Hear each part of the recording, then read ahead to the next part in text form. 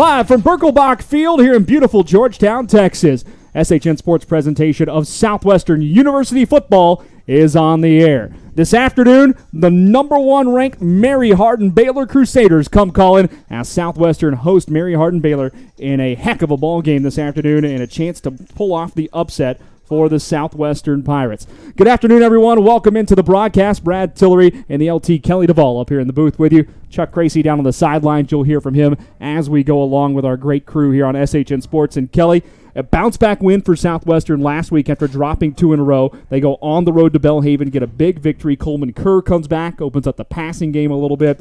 And now today, a tall task in front of the Pirates, but a chance to maybe pull off the biggest upset in the country at any level today. Yeah, this is a huge, very tall order for the Pirates today. They battled with some injury things that the coaches just hate, but everybody knows that those are coming. So hopefully the Pirates are a little more healthy than they've been. Everybody that's even halfway familiar with this level of football knows who the University of Mary Hardin-Baylor Crusaders are. Yeah. So they've been a powerhouse for a long time. Southwestern's got their tough task ahead of them today. I want to go to the notes here, folks, because I had to write it all down to try to remember this. Mary Hardin-Baylor comes in with a 20-game overall win streak. Their last loss was the Amos Alonzo Stag Bowl back in 2017. That's the national championship against Mount Union.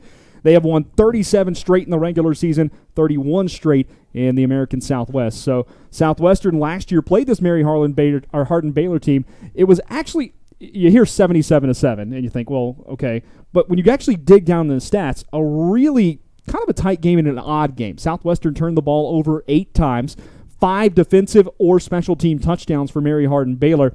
So you clean that up a little bit today for Southwestern, and the Pirates may find themselves in a dogfight. We've talked about it in the past, and those self-inflicted wounds that Southwestern has had with pre-snap penalties that bring good gains back, fumbles, turnover, interceptions. If they can eliminate that today, it's going to be a competitive ball game. Pirates come in a little banged up on the defensive side, but the defensive line looking to carry the game today. Coach Joe Austin said that earlier this week, as they're still really healthy there. As far as the offense goes, we mentioned Coleman Kerr came back last week, led the team to the 31-21 win at Belhaven, and the offense just different with him in there. He went down in that Texas Lutheran game early, but it really does open it up because you can stretch the field off of that option play action pass offense that Southwestern likes to run. And he's an experienced quarterback that brings some tools to the table that you need, because there is some youth on this team, and they need the experience at quarterback. So hopefully he can air it out today, and they can do some things on offense that they haven't been able to do in previous weeks because of some of those injuries. Coleman Kerr has been able to play through 3 complete games this year without having to go down to injury. The Pirates, 3-0 in those contests so far. We are going to step aside for just a second, let a little music play as we shoot down to the field and watch the teams come out. And then when we come back, send it down to Mr. Chuck Cracy with the sideline interview, Coach Austin, and continue to set up for this game here today. It is a beautiful day here in Georgetown. A little hot for a late October as we are right around 90 degrees during the game today, but the wind whipping all around down there could change the game up a bit. Glad to have everybody along here. Southwestern University football on SHN Sports. Stick around. We'll be right back.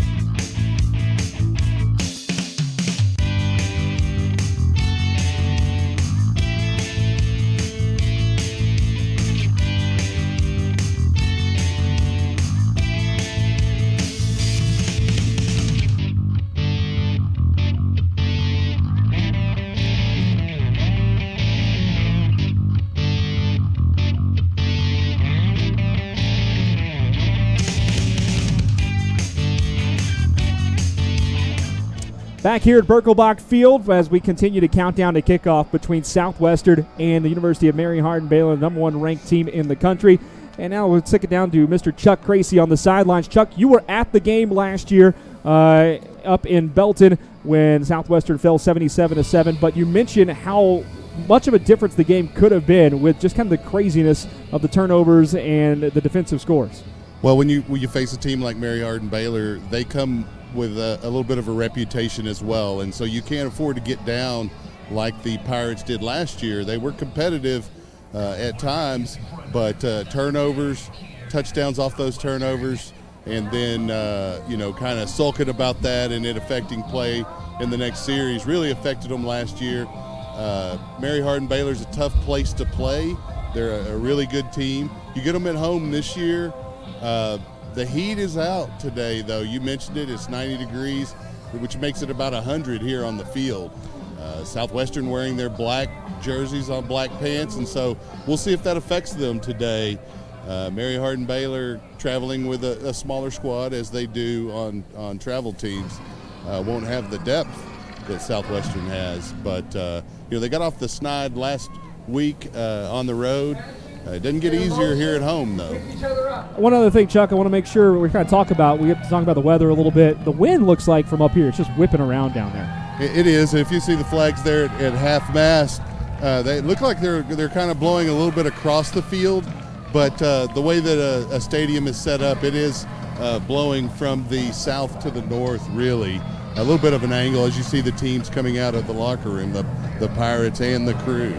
Well, the Pirates getting set to come out of the locker room. Thanks, Chuck. We'll kick it back down to you here in just a little bit as the Southwestern University Pirates and the Mary Hardin-Baylor Crusaders get set to take the field. Joe Austin leading his crew onto the field right now as the Pirate homestanding fans come up and salute their team taking the field. The Pirates in all black today, trimmed out in the gold, the black helmets and the gold trim on those as well. White numerals for the Southwestern Pirates in the traditional home unis. Mary Hardin-Baylor going with the all-white road unis. The purple helmets, numerals are purple, trimmed out in gold for the Mary Hardin-Baylor Crusaders as they will take the field on the far side, on the east side here. In just a second, Southwestern in the other end zone doing the pregame prayer as a team. And then once we get done with that, we'll have a chance to hear from Coach Austin. And we kick it back over here to Mr. Kelly Duvall with a quick look at matchups from around the American Southwest today. So in other matchups today with the 1 o'clock kick, Belhaven is at Hardin-Simmons. Texas Lutheran will be at Howard Payne. Mary Hardin-Baylor, of course, is here with us in beautiful Georgetown, Texas. At 2 o'clock, McMurray and East Texas Baptist kickoff. And then the finale for the evening at 6 o'clock, Sul Ross State plays at Louisiana College. So some good games in the conference this week. Mary Hardin-Baylor coming off a 50-14 win over East Texas Baptist last week. They've won their last 3 games by a count of 194-14. And we mentioned Southwestern snapping the brief 2-game slide, 31-21 victory against Belhaven on the road in Mississippi last week. If you look ahead to next week, which we're not going to do too much because we've got a big one here today, Southwestern's going to head up to Abilene, Texas to take on McMurray next week.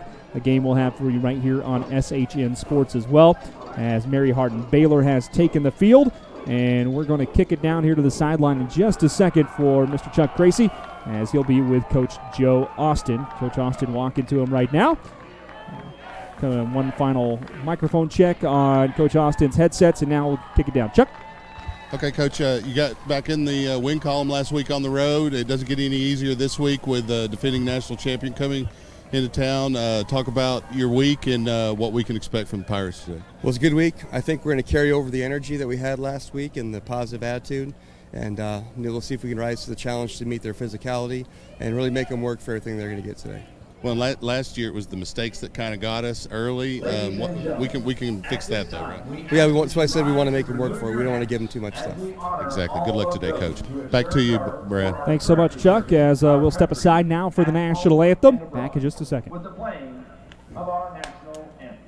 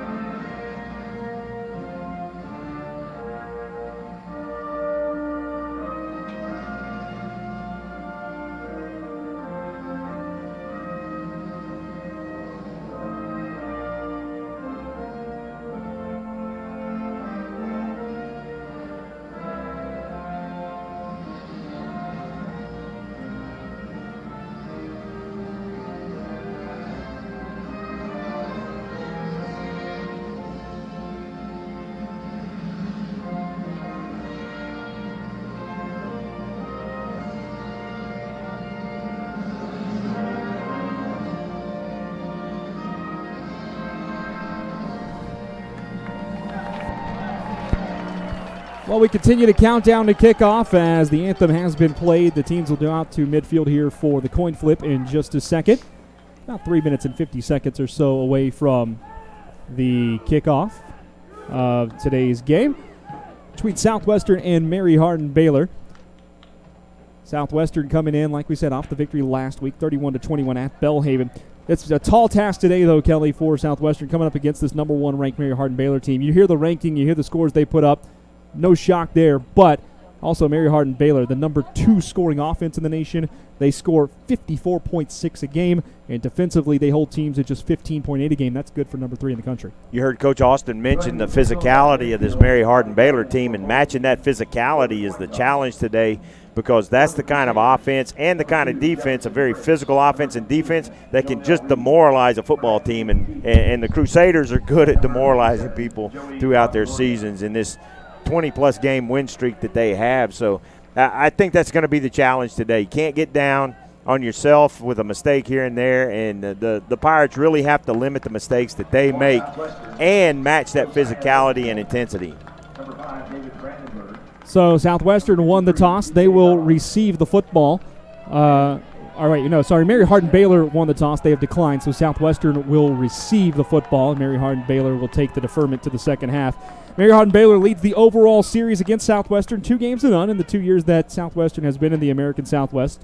A 44-10 victory for the Crusaders here 2 years ago in Georgetown. And we mentioned that 77-7 game last year. Mary Hardin-Baylor, we talked about the streaks already coming into the game. So Southwestern with a chance to pull off the big upset today over the number 1 ranked team in the country.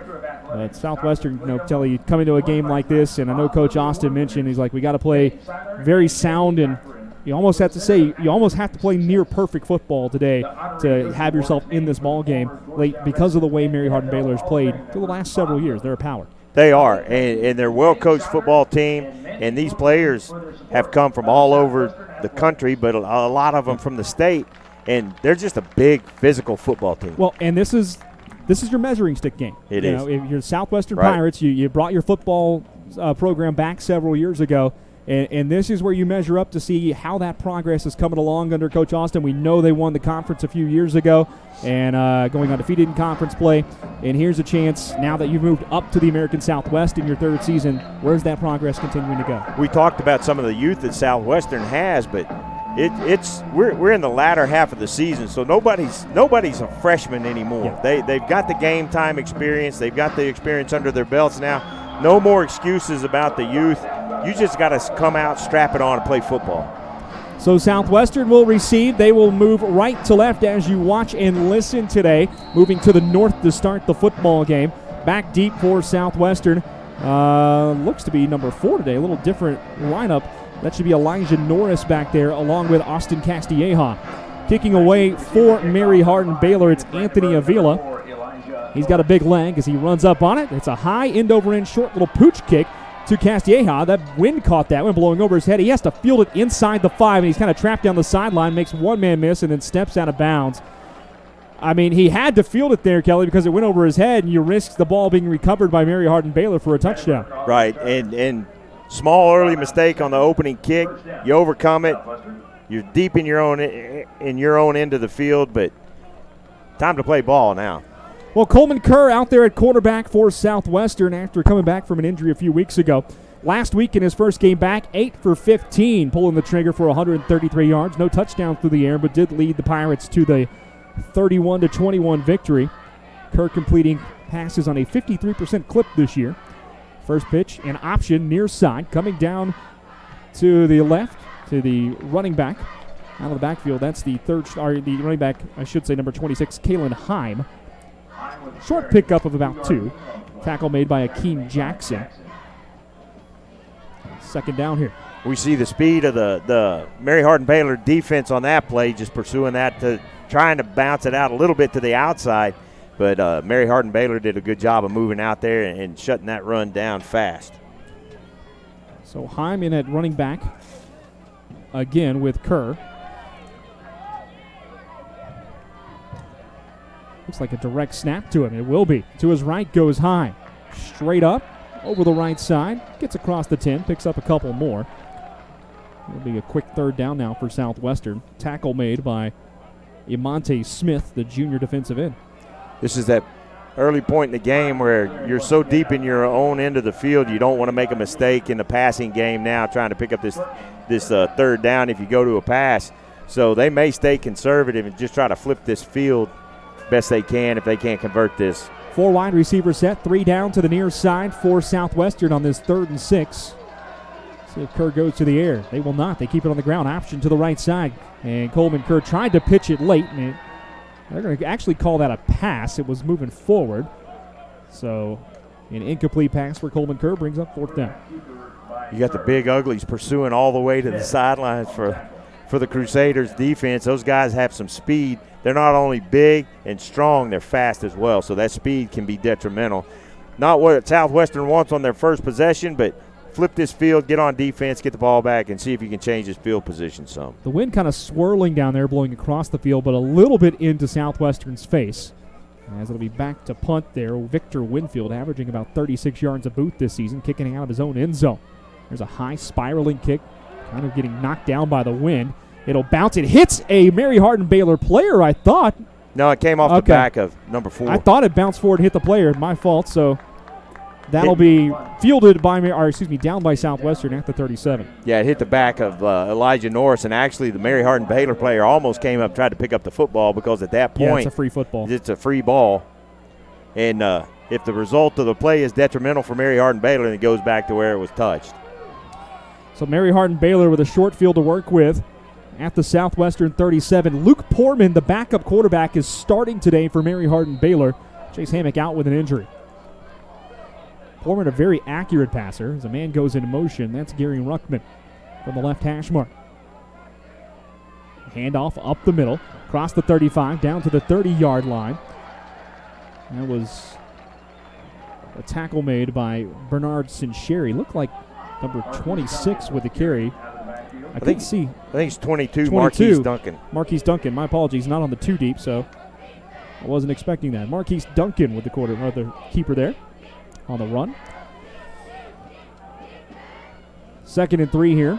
3 wide receivers to the far side in a triangle formation. Duncan fakes the handoff. Poorman pulls it, coming over the right side. He'll cut upfield to the 25. It's a 1st down and for a gain of 5. Josiah Minifield, the leading tackler, or the 3rd leading tackler on the team for Southwestern, up with the tackle. Nice job there by Garrett Womack, number 42 for Southwestern. A lot of penetration, and he almost shook up that play there. Quarterback almost kept the ball a little too long in his hands. Yeah. But good penetration, a good job of getting in past his offensive line. 1st and 10. Duncan in the backfield with Poorman. Fake handoff. Poorman to throw. Got him looking to go. Now scrambling out to his right. Will throw over the middle. Coming back for it. There's a catch at the 12-yard line. That's Jonell Reed down to the 10 and a pickup of 15. Another 1st down. When you give the quarterback that much time, it's just so hard for the defensive backs to stay on those receivers that long. They did a good job in the initial coverage, but you're asking your guys to cover for 4 or 5 seconds. That's a long time to stay with a guy. Poorman, a 69% completion rate coming into the game. He's got 5 TDs as the backup quarterback. Jace Hammock, the starter, actually has a bit of a stronger arm, but Poorman more accurate as Ruttman moves to the left. Handoff to Duncan. Up the middle, tripped up, and gets it down to about the 6-yard line. Tripped up on the play by Bernard Sincheri. His 2nd tackle of the game, and it's 2nd down and goal from the 6. Crusaders running right at the teeth of that Southwestern defense, and the offensive line getting a pretty good push up there. Short gain, but manageable. 11:18 to go in the opening quarters. Crusaders looking to score on their first drive after forcing Southwestern into a 3-and-out. 2nd and 6 here. Another handoff to Duncan. He's got a big hole. Oh, he had a hole to run through, but credit Southwestern on the tackle. That was Minifield to come up and clip him. Otherwise, it was a touchdown. Yeah, great play of stopping that. Like you said, that offensive line just opened up the middle of the Pirate defense, and Minifield was able to come up and make a good, sure tackle. Runner can't run when he's not on his feet. 3rd down and goal from the 3 for the Crusaders. Late substitution here for Mary Hardin-Baylor. Still 15 on the play clock, but they got to get this in. They may choose to take a timeout here early, Kelly. Down to 9. I can't see them getting this play off. 4 seconds to go, and now the Crusaders are going to run down and ask for the timeout, the coaching staff on the sprint. And so 10:23 to go here in the opening quarter. It'll be 3rd and goal for the Mary Hardin-Baylor Crusaders from the 3-yard line as the Pirate defense looks to hold them to a field goal here early. Yeah, and that would be a victory for this Pirate defense to really come out of here with just 3 points on this play right here. But the Crusaders, you can see the size when that offensive line gets set up. They're just big, strong kids and fast, but that the defensive line for the Pirates are really going to have to just buckle down here, try to get some pressure. I would imagine they'll come out some sort of spread to try to spread this defense out some. So it's going to be up to that offensive line to try to break up anything the Crusaders are trying to do in that backfield before it can get set and gone. Well, Mary Hardin-Baylor will break the huddle. A nice little contingent of fans across the way. They've come down from Belton today. Southwestern fans still filing into the game here on the near side as well for this 1 o'clock kickoff. 3rd down and goal for Mary Hardin-Baylor. Fake handoff. Poorman to keep it, and he is submarined in the backfield. Actually loses a couple of yards there. A great push by the defensive line, and it's 4th down. That's a great way that you – it's like I was saying earlier, you get in that backfield and you disrupt the play before it ever gets going, and Southwestern was able to do that. Now the strong-legged kicker for the Crusaders is coming out, but if they can hold them to a field goal here, this is a huge victory for the Pirates early in this game. Anthony Avila to kick it. He's 9 of 10 this year. Season long from 52 that he drilled last week. This one is shorty at 22. Low snap, fielded well. Avila kicks it. It's up. It's good. And with 9:51 to go in the opening quarter, the Crusaders are on the board first, with a 22-yard field goal at 3-0. Pirates did a great job there, down close to the goal line. You've seen it at the major college level and at the pro level. You see some defenses give up some yards, but when they get down in that red zone, stiffen it up and teams not being able to put the ball in the end zone. So if the Pirates can continue that, the Crusaders are going to gain yards. We know they're going to gain yards. They got one of the top offenses in the nation. They're doing a great job, but the defense there holding them to 3 points gives your offense the opportunity to come down and put some points on the board and answer these scores. 6-play, 32-yard drive for Mary Hardin-Baylor. That goes 3 minutes, 30 seconds. But as you said, a win for the Pirates there because Mary Hardin-Baylor started at the Southwestern 37, and the Pirates able to hold them to 3 on the 22-yard field goal from Anthony Avila. So it'll be Avila to kick it away here for the second time. Avila waiting he's got it teed up. I don't know what they're kind of delaying there from the umpires. Southwestern sends Norris and Brandenburg back deep. Remember, the first one went over Brandenburg's head and kind of bounced inside the 10. He was forced to field it with his back turned to the rush. There's another high end over end kick to Brandenburg, backpedaling. Take him into the end zone. He's going to bring it out. Stumbles across the 15, breaks one tackle and no more. Actually, across the 10, I should say. He's out to the 14. So Southwestern will take over right there. I wonder if they'll start considering a fair catch in that circumstance. If he'll fair catch it to get the ball out at the 25-yard line, regardless, even if he's at the 10 or closer to the goal line, a fair catch brings the ball out to the 25-yard line. That no man's land there between the 10 and the goal line is a difficult place to field the ball and try to get anything. Especially when you're backpedaling, you can't run up on the ball. Yeah. It takes that extra step or two to get going. Hopefully a coach will have a conversation with him about that. Well, Coleman Kerr leads the offense back out there for the second time. We do expect to see J.J. Slack maybe take some snaps as well like he did last week. 3 wide receivers in the formation for Southwestern. And a flag comes down. That's going to be a delay of game against the Pirates. And that's those penalties that we talked about, those self-inflicted wounds. You come off of a change of possession on the kick, and the delay of game just knocks you back already. So Southwestern at their own 9 now, 1st and 15, 9:45 to go in the first quarter. 3-0, Crusaders lead it. In motion, Devin Shaw coming down to the near side. Kerr on the option, keeps it himself across the 10 and pushes out to the 11 for a 2-yard gain. Really well stretched out by Mary Hardin-Baylor there, as was number 3, Akeem Jackson, coming up on the tackle. And you see the game plan for the Pirates to try to stretch this out, but beating that speed on the Crusaders defense to the corners is going to be difficult. So I would imagine they'll bounce some outside just to keep them honest, but then start trying to run right at the middle of that defense. Fake handoff. It's fumbled in the backfield, and did he get back on it? They say yes. Coleman Kerr fumbled the ball as he tried the handoff to Devin Shaw. It looked like he just kind of lost the handle there. Wasn't hit or knocked out of his hands. It'll be a 3-yard loss. Ball back at the 8. When he came back from the exchange with the center, he got a little bit excited about the handoff and just mishandled the football before he could even make the handoff. And that's, again, those self-inflicted wounds. So 3rd and 16 for Southwestern now, and a 4-wide out set. Handoff right up the middle, spinning off the tackle Elijah Smith, but only picks up about 2. Akeem Jackson, again, the middle linebacker there on the tackle, calling his name a lot so far here in the early going, and it's another 3 and out for Southwestern. You're not doing yourselves any favor against this football team whenever you're making those mistakes. And again, Southwestern has to punt this a little bit into the wind on this crosswind that's blowing out there. Took it down to Chuck here after this punt. Punting away, a little spiraling like a top kind of kick, and that's going to be a kick-catch interference against Southwestern. The Pirates come up with the ball, but it sure looked like Southwestern just flat ran into the receiver, Nick Smith. Ran into their returner. It may have been Nick or J.J. Slack. We have 2 number 34s on the roster, and sometimes a little tough to tell. That was J.J., if I'm not mistaken. So Mary Hardin-Baylor will get the penalty, and that'll move the ball further up. Chuck, early observations down there from the sideline.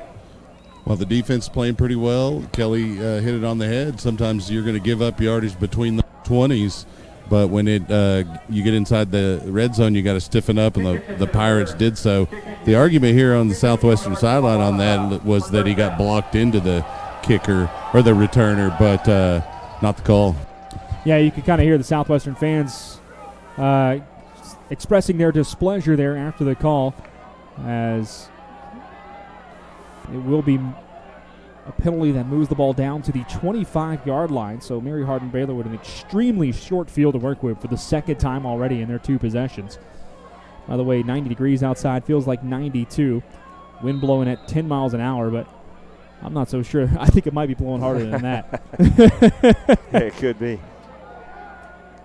7:58 to go as Mary Hardin-Baylor has the ball. Their first snap of the drive at the Southwestern 25. There's a handoff up the middle, and it was Marquise Duncan again with the carry. He'll have to come off the field after losing his helmet, but that's a gain of 8 on the play. Tackle was made by Sincheri. Yeah, right there, big number 65 for the Crusaders was able to just push the nose tackle for the Pirates out of the way and opened up that run for short 2nd down now. 2nd and 2 here. That one handed to Jovel McDaniel. No fake throw across the middle, and it's incomplete. Ball was dropped right at the goal line by Jonell Reed. That was a really nice little RPO run by Mary Hardin-Baylor there, and Reed just dropped it at the goal line. He did. Hit him right in the hands, and that's an unforced error for the Crusaders. And he had that end zone in his sights. Problem is he took his sights off the football before it was where it needed to be. 3rd and 2 now.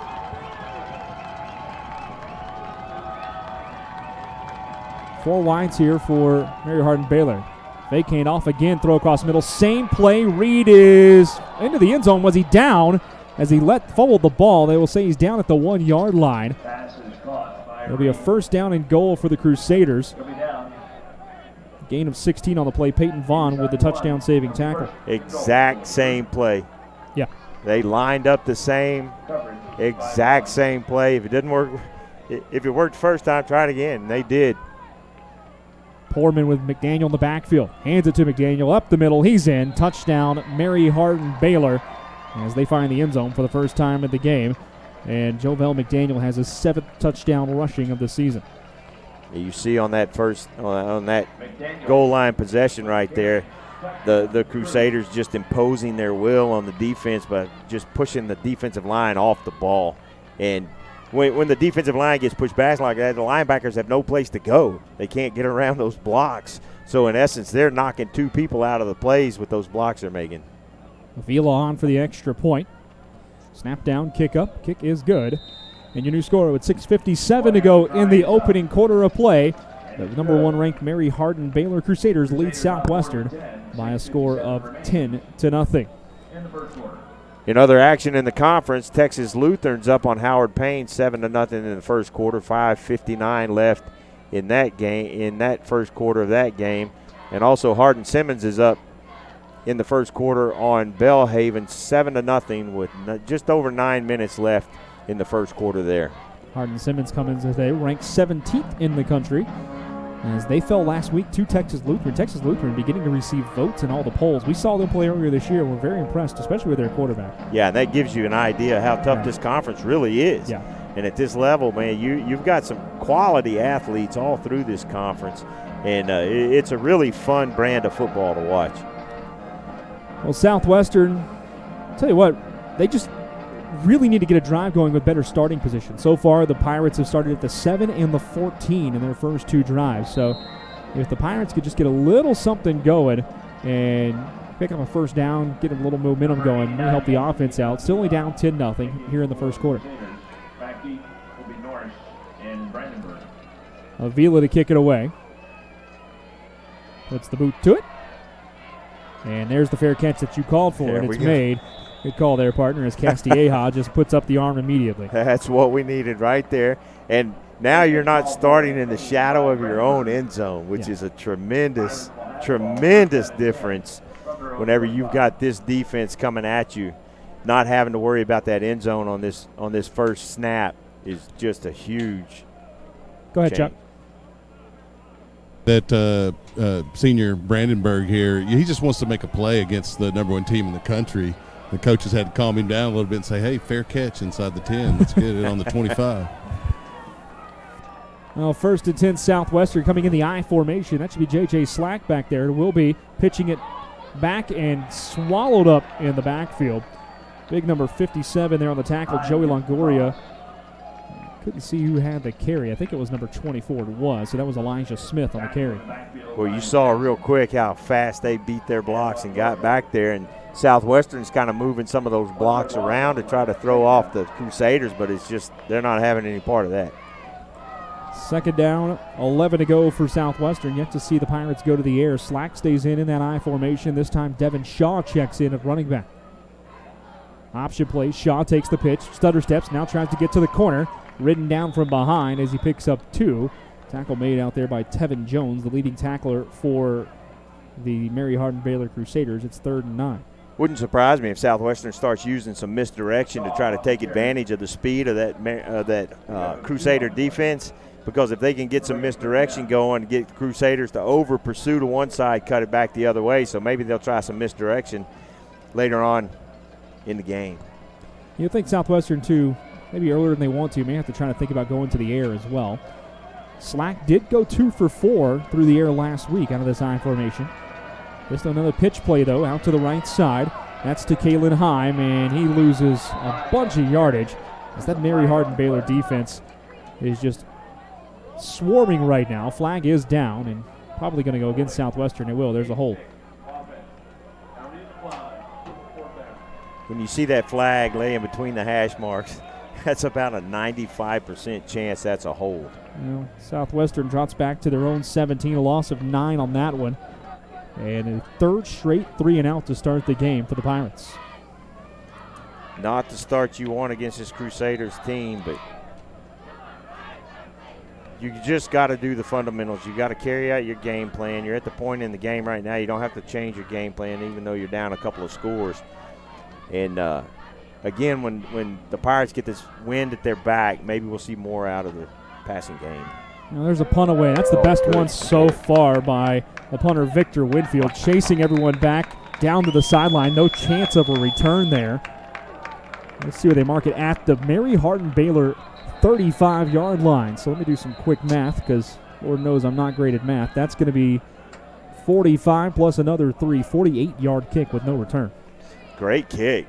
That was a beautiful he got punt. all up into that. And it was into the teeth of this wind as well, too. That was impressive. And that's how you start to flip the field. But now the defense has to do something and shut down this Mary Hardin-Baylor offense on one of these drives. Mary Hardin-Baylor turned the ball over a little bit in the last week.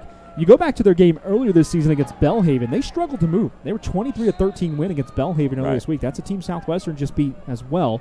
They've tended to turn it on the last few weeks, Mary Hardin-Baylor, but you can't catch them in the Southwestern defense, of course, the strength of the team. There's a snap back, handoff to the right side. Mary Hardin-Baylor moving forward out to about the 40, taking a big lick there is Jovel McDaniel, the freshman running back. He's out to the 49, and it was Josiah Minifield laying the wood. That's a little misdirection on the Crusaders' part. The offensive line is blocking like that play is going to go to the left, but the running back cuts it back to the right intentionally. I think that's how the play was designed, and they had opened up that right side of the line for a decent gain on first down. That, by the way, was Mary Hardin-Baylor's first snap in their own territory today. Fake handoff, left side. Poorman keeps it, and Minifield steps up through the offense, and makes a great open field tackle, bringing up 3rd and long. Nice job out there by Nick Smith, staying home, not buying the fake, and forcing the quarterback to run outside where Minifield could chase him down and tackle him. It's a great job here. Big 3rd down for this Pirate defense. Loss of 2 on that play. So here comes 3rd and 8. 4 wide receivers set for Mary Hardin-Baylor. Southwestern with 5 men coming up across the scrimmage. They're going to bring them all. Throw over the middle, incomplete, and nearly picked off. Pass was intended out there for Janelle Reed, the leading receiver. And here comes a punt situation for Mary Hardin-Baylor, and that's a really good job by the defense. Yeah, the defense for the first time today got some pressure and forced the quarterback out of the pocket, forced him to be uncomfortable when he threw the ball. And at almost every level, it doesn't matter how good your quarterback is, if he can't get his feet set, then the pass is almost always going to sail, and we saw it then in the overthrow of the receiver. Southwestern running a man on late. Devin Shaw, excuse me, that's not Shaw, that's Villastrigo coming in late. Fair catch called for, and bounced through the end zone, so a touchback there as Brandenburg let that one go. And Chuck, some momentum on the sidelines now after the big stop. Well, and the defense really needed to stop the team as well to up the sideline momentum. It looks like I'm going to have to move to the other field. Yeah, sorry about that, guys. Sometimes technology doesn't always work like you want to. Chuck's microphone a little bit out of range there. We'll try to get him back here in just a second. 1st and 10 Southwestern as they'll take over from their own 20 here with 3:54 to go in the opening frame.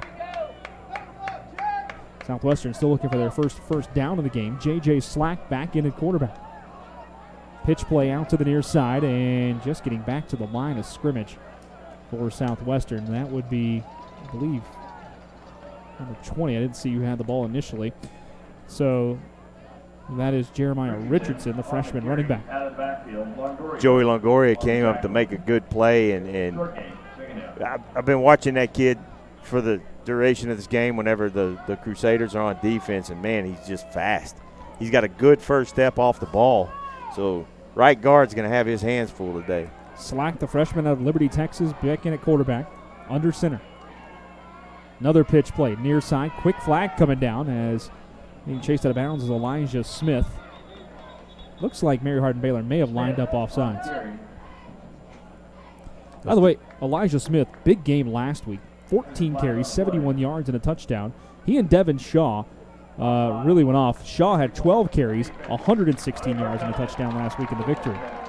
Yeah, they need to give him some carries, give him some momentum, and they were lined up in the neutral zone, so 5 yards that the Pirates desperately needed. Now you're looking at 2nd and short.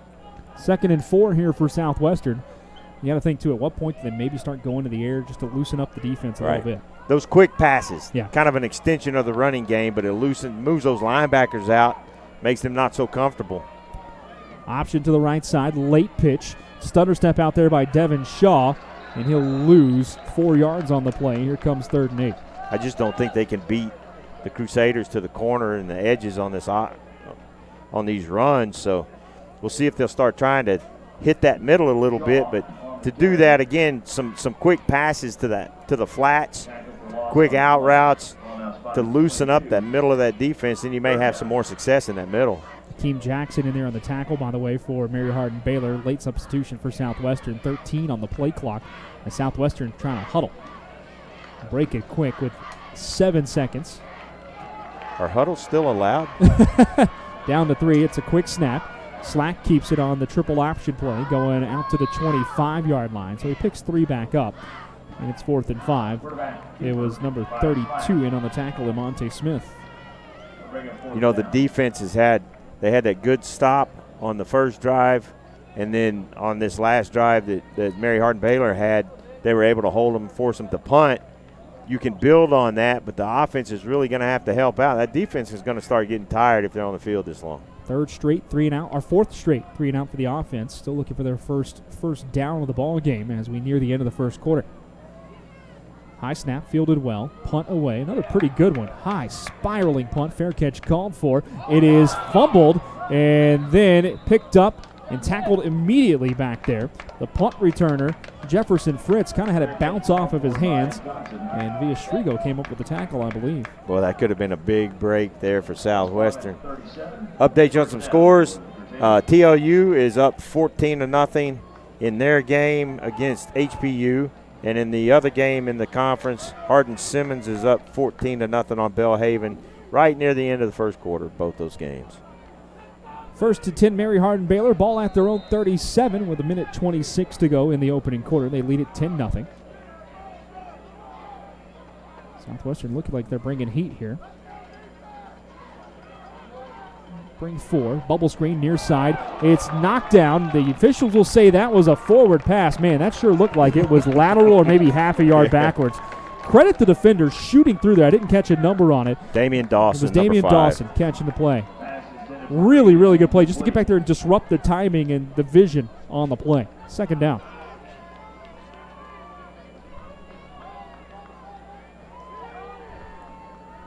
Second and 10 here. Handoff across the 40 to the 45. Ball's out, and it was recovered by Southwestern. Pirates come up with it at the 47-yard line. Recovered by big number 4 out there, Peyton Vaughn, the freshman safety. Great job by the defense at forcing a turnover. That's what you need now. The offense got to run out there on the field. Maybe they go with some hurry-up offense out there. Try to keep Mary Hardin-Baylor from being able to get set out there, but great turnover. We've got Carlo from Belgium listening to us on YouTube, so welcome to the game. Welcome to the broadcast, Carlo. Glad to have you along. Well, a chance here for Southwestern to go deep. Sorry, Chuck, I'll come to you after this play. Sorry, bud. 1:14 to go. 4 wide for Southwestern. And maybe Southwestern, when you think about going over the top after the big turnover with possession near midfield. Ball at the 47. Snap, throw down the middle, incomplete, just a little too tall for Elijah Smith. Chuck, your thoughts? I was going to say the same thing. A quick strike over the middle deep. You've just picked at the defensive line this whole time, and the linebackers have creeped their way forward. And of course, Southwestern is a running team, but they can throw the ball, and you got to loosen them up a little bit down the field. Yeah, Pirates usually throw it about 15, 16 times a game. 2nd down. Kerr in, dropping back, going to throw again. Another pass over the middle, little too tall. Kerr was getting rushed in the backfield. It was off the hands of Anthony Stevens, and it was number 51, Kevon Shepard, coming in for the tackle and the pressure in the backfield. He's got 5 sacks this season. You can see why. Well, those quick passes were there. That was 2 opportunities right there. It wasn't anything that the Crusaders did. It was the Pirates not being able to pull off the pass connection there. It's open, and I think you got to stick with some of that to keep this defense loosened up.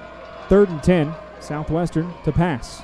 Kerr drops back, throws, and it's knocked down at the line of scrimmage. Incomplete. And here comes 4th down. A knockdown, by the way, by Elijah Cross, the defensive tackle. If nothing else, we've got an opportunity here to make the Crusaders drive deeper, because now we can pin them back in there into the field. And with the success the defense had on that last drive, they'll build on that. Winfield out punt. Well, let's see if Victor Winfield can continue the punt streak, because the last 2 punts he's put away have been very nice. Nice punts. 2 men back for the Crusaders here, deep. High snap. Winfield climbs the ladder to pull it down. He's hit late as the block was coming in. No flag. The ball will bounce inside the 30, and Southwestern will down it at the 28. But, man, you've got to wonder why there was no flag thrown on against Mary Hardin-Baylor there, because Victor Winfield got tumbled into. It wasn't enough for roughing the kicker, but it was sure running into the kicker, which would have been a 5-yard penalty. Unless they're saying maybe the defender got a finger on the ball. That's Chuck, you're nodding yes.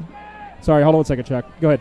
That or he was pushed into the kicker trying to get back there. I didn't see him get rolled because I was looking downfield, but it's one of those two. All right, 54 seconds to go in the first quarter. Mary Hardin-Baylor, their worst starting field position of the day at the 28. There's a handoff up the middle, and spinning forward to the 35-yard line is Duncan, out to the 36, actually, an 8-yard gain. Major George with the tackle. Nice, tough run there by Duncan. Got a couple of hands on him early, but he was a single hand on a running back like that is not going to bring him to the ground. 2nd and 2. 30 seconds left in the opening frame.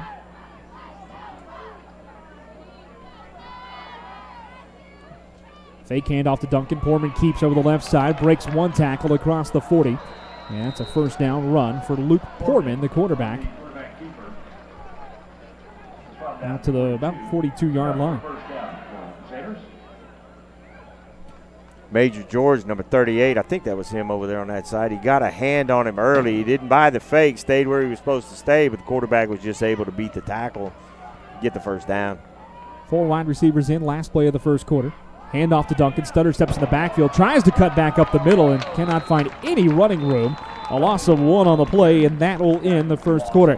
So Southwestern's offense struggling to move the ball, still looking for their first down after 5 3-and-outs in the opening frame, but the defense keeping the Pirates in this one after 1 quarter of play. Your score, Mary Hardin-Baylor 10, Southwestern nothing. And Chuck, your impression so far after 15 minutes of football? Well, and Coach was right. It's a very physical football team, Mary Hardin-Baylor.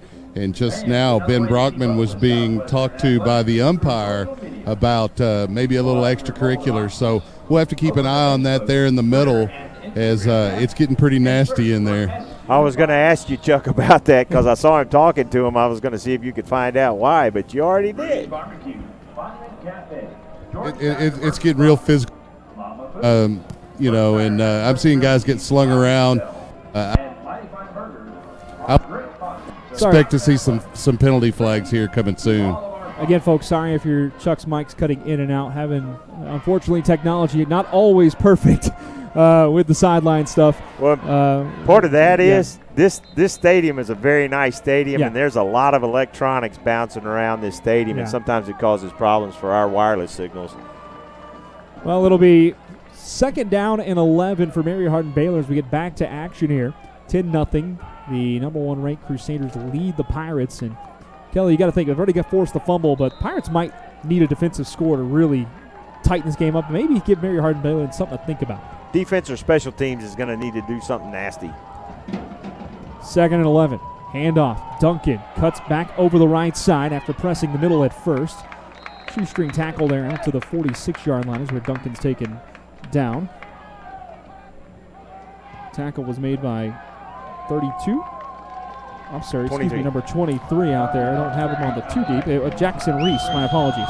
Yeah, nice job by Reese out there making a good, solid tackle. If he misses that tackle, there's a lot of real estate in front of him. 3rd and 6. Southwestern trying to force Mary Hardin-Baylor into a punt as the crowd gets loud down there on the sidelines, making some noise. Drop back to pass. Poorman pressed up in the pocket, comes out left, now throws. He's got a man that's caught inside Southwestern territory, enough for a first down as he's able to find Ernest Musu, the freshman, and that'll move the chains. Nice job by the quarterback, not getting too impatient, just using his feet to move out of the way of the rush that was there.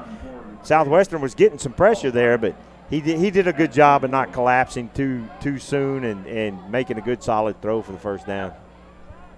So 1st and 10, Mary Hardin-Baylor as they convert the 3rd and 6. Hand off of the run up the middle. Running hard is Duncan. Marquise Duncan, the junior running back from San Antonio, tackled by Nick Smith. Gain of about 2 or 3 on the play. 2nd and 8 is what they'll officially mark it. Smith on the tackle, 2-yard gain. Tell you what, Duncan, he's a really tough runner up the middle. He is solid kid. He's not that tall, but he is strong. Gets those pads low, runs really well. Duncan takes the handoff, got a big hole, makes one man miss at the linebacker area and gets out to about the 37. He kind of did a little shake and bake move after cutting through the hole there. Shifty. He is definitely shifty. Sherry with the tackle. Here comes 3rd and 2 now. Actually, looks like 3rd and 3 from up here. Short 2, long 3, whatever you want to call it.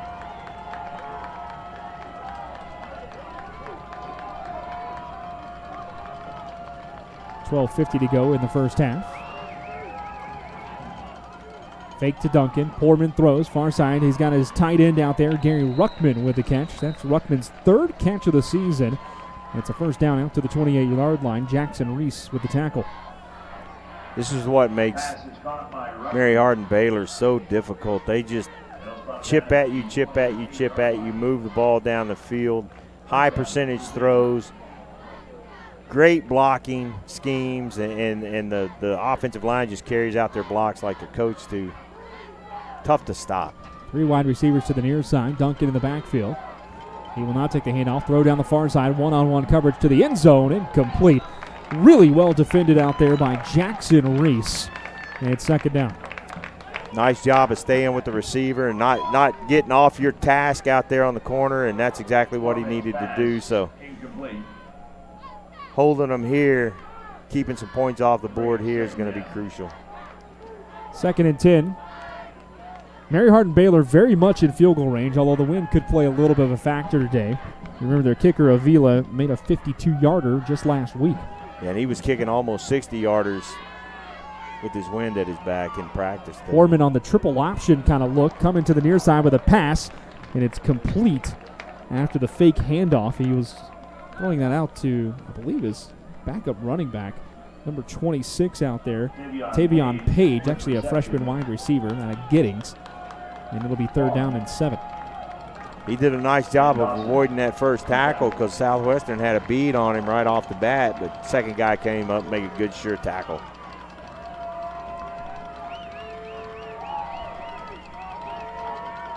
Foreman to pass, and he's drilled up the middle. A couple of Southwestern defenders coming in to get a little sack lunch action as Chris Crawford, the linebacker, and Nick Smith just converged on Poorman at the 30. Boy, they got through quick on that. Almost looked like they were trying to set up a screen, but I don't think that was a play call. That's just how fast that defensive line got back there. Sometimes you'll see the defensive line penetrate really easily, really quickly, and you're thinking screen, but I think they just beat their blocks on that one. Decision time, and Mary Hardin-Baylor's going to punt this away. With the ball at their own, at the Southwestern 30, a kicker with the big leg. I understand the wind's blowing in their face a bit here, but I don't know why you wouldn't think about just going for this. You're only, if you kick this out of the end zone, it's a 10-yard difference. Right. If he does punt it. Well, they're going to take to the lay of game, and Coach Austin may decide to decline this. I would absolutely decline this. Number 2, Jefferson Fritz, back to punt. You know, Coach Austin, yeah, he's motioning to decline, I think. But the refs are moving it back. So they will accept it. But what it does, though, is it does take the field goal option out of play with the wind in your face. It would be a 52-yarder from here. You don't have to worry about the fake after that yeah. either. You know, the punt is away, and it's drilled and fair caught inside the 3 at the 2-yard line. You can hear the coaches next door slamming the tables. Just let it go. Would have been, it was a line drive kick. Would have probably bounced right through the end zone. Yeah, you could hear the coaches screaming before the ball even got to him. Second time today, Southwestern will start inside their own 10 due to return issues. Yeah, you learn from Pop Warner on. If you're back in punt coverage, you stand with your heels on the 10-yard line. If it goes over your head, you let it go. Yeah. Well, Southwestern backed up into the shadow of their own goalpost here. Ball at the 2-yard line to start this drive. With 10:44 to go in the opening quarter. Slacking at quarterback under center. Little pitch play. Southwestern, can they get it out of the end zone? They can't. That's a safety. Mary Hardin-Baylor just so fast on the edges. And Southwestern tried a little pitch play to the outside. And it was to Devin Shaw. And just before he even got back to the line of scrimmage, there were several Crusaders there, Kelly. That fair catch at that location gave the Crusaders 2 points. And you don't need to hand these guys any points. And it's something that Southwestern has struggled with a good portion of the season, those self-inflicted penalties. And self-inflicted stuff is just tearing them up right there. I mean, that's the 5th mistake that Southwestern's made. I call them unforced errors. Yeah. 5th mistake they've made, and you just can't give the Crusaders that kind of leeway in this football game if you want to hope to stay with them at all. The defense has done a great job. They really the fact have. they've only got 10 points on the board that weren't handed to them. And the 2 10 points were on short fields. Right. A 37-yard starting position and the 25 of Southwestern as well. So twice backed up behind in their own area. Otherwise, Mary Hardin-Baylor's actually struggled to move the ball. They have, and the defense is doing what you've asked them to do. They're doing what they've had to do to stay competitive in this game, and it's just those mistakes like that, boy. You can't make those mistakes, and I'm sure somebody was in that kid's ear, but that you can't write that off to being young or inexperienced, because that is a football play that is taught from the very beginning. Well, Southwestern with a free kick here from the 20, and it looks like they're going to choose to punt this away with Victor Winfield. The wind going out of his back now for the first time today as he puts the boots to it. Wind's starting to die down a little bit out there, it looks like, on the flags. And Winfield will kick it away. A really, really nice kick back in the receiver up inside the 10. Fumble down there. Picked up at the 5. Southwestern trying to do the return coverage, breaking a couple of tackles into the 15. Still running around out there and breaking to the far side. That's Tevin Pipkin. Boy. And after a bunch of dancing around, Pipkin's taken down at the 12. Chuck. Sorry, hold on a second, Chuck. Sorry, we didn't have the mic up. Go ahead, Chuck. Well, I thought you were going to ask me a question. Oh, no, I looked like you had something to say out there. That's just a fantastic punt. I mean, unbelievably, that was about 75 yards in the air. Yeah. Granted, he had the wind at his back, but it looked like a pass. Beautiful spiral on the punt. A lot of running on that return for very little yardage. And I just want to go back.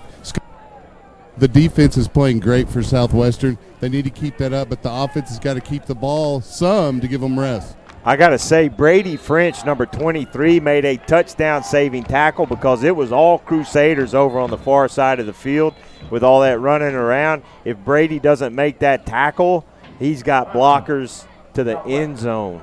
Well, when there's a breakdown on the return like that, it's easy for guys to get out of their coverage lanes, and that's where you have to stay disciplined, and they did dodge a bullet there. Boy, he hammered that kick.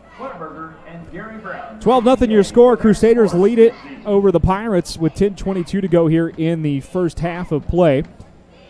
Southwestern's defense really, really playing well so far. And the offense just needs to get a little something going. Southwestern on offense still looking for their first down of this football game.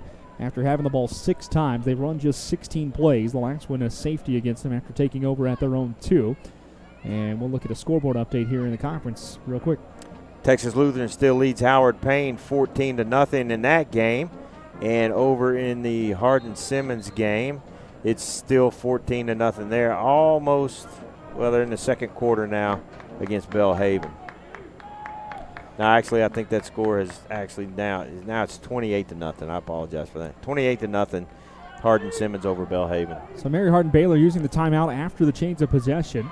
1st and 10 for them at the 12-yard line after the great free kick punt by Victor Winfield.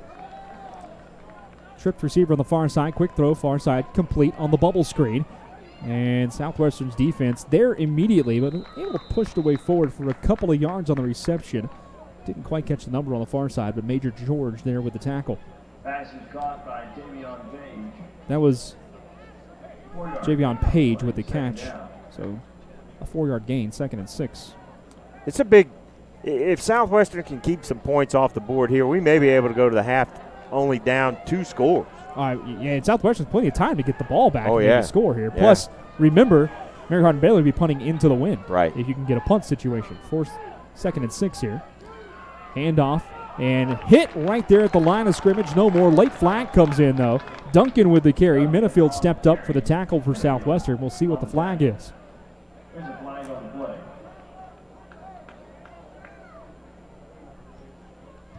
Holding. Waiting for the official word, but I believe you're right. It will be a hold against the Crusaders. So that's going to back them up. Should be a half the distance to the goal penalty. They said 10 yards, but 7. yeah, it's going to mark him back to the 8 there. So Good pressure. Yeah. 2nd down and 14. If I did my math right. Southwestern's fans coming alive, trying to root their defense on as Duncan's in the backfield to the right of Poorman. It's a handoff to Duncan, going over the right side, shake and bake. Back to about the original line of scrimmage, but a couple of defenders there. It was Minifield and Dawson combining on the tackle, and here comes 3rd and 10. Boy, I tell you, I'm impressed with how the Southwestern defense is playing today. Those first 2 scores that the Crusaders put on the board was because they had their backs to the wall, held them out of the end zone at one time, but they are swarming on defense, and it is impressive to watch. Great job on all the Southwestern defense. Actually 3rd and 9. They officially marked him down at the 13. Well, the crowd coming back to life down on this near sideline. 8:35 to go in the first half. Snap to Poorman. Throws on the middle screen inside, and a really nice play defensively there by Southwestern's number 45, Grant Mitchell, the defensive tackle, reading the play well to come off and make the tackle, and he stopped the receiver about a yard or 2 short of the first down. Yeah, and you force a punt here, and that's a big stop. This early in the game against a quality opponent like the Crusaders, that's a big stop right there, and you give your offense a chance to put some points on the board before the half. 8 minutes left in the half, only down 12-0. 4th and 1, and Mary Hardin-Baylor will punt it away. 7:54 to go with the clock rolling here in the first half. Low spiraling punt. Ball's going to bounce around the 45. That's fire, and Southwestern's got to get away from it. It's down at the 37. Several Pirates are around that football when it landed with their backs turned, trying to play coverage. Go ahead, Chuck.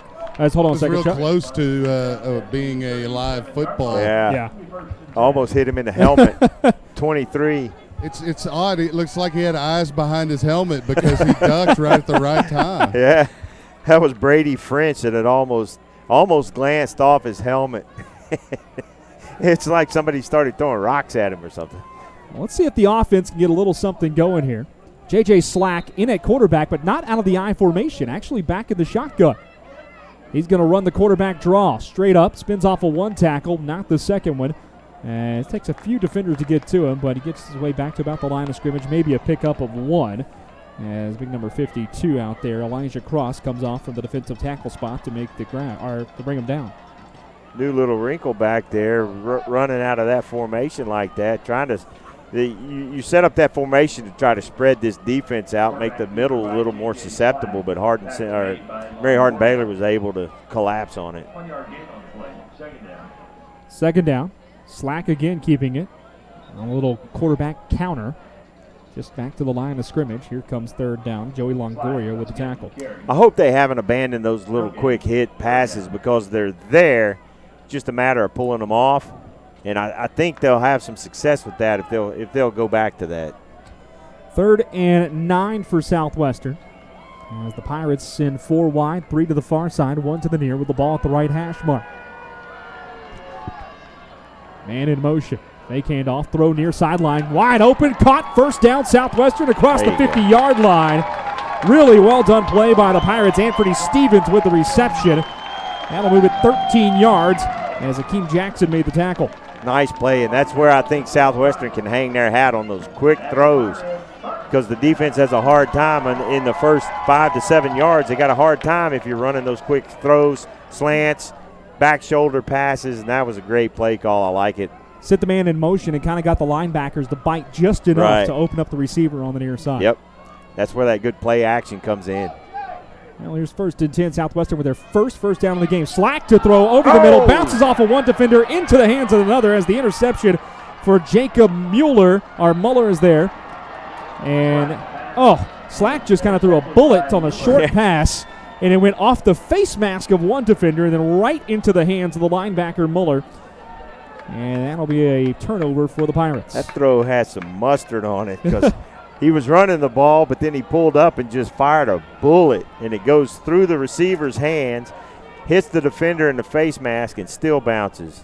Chuck, I know you looked like you had something after seeing that one. It looked hot from up here. I'm very hot down here. It was a nice play call. It was there. The receiver was open to pass a little bit off. Sure was. And Southwestern's got the opportunities. Yeah. If they can hit, they're still very much in this game. If they can hit a couple of those opportunities, boy, that can just change the whole tune of this game. Yeah, the middle of the defense over the passing game is acceptable. There's a play action throw down the middle, wide open inside the 40 to the 33-yard line into Southwestern territory goes Jonell Reed, taken down by Peyton Vaughn, the freshman, after the big gain. That's one of the few times where we've seen a collapse in the coverage and just had a receiver wide open with nobody around him. 20-yard gain on the play, first down.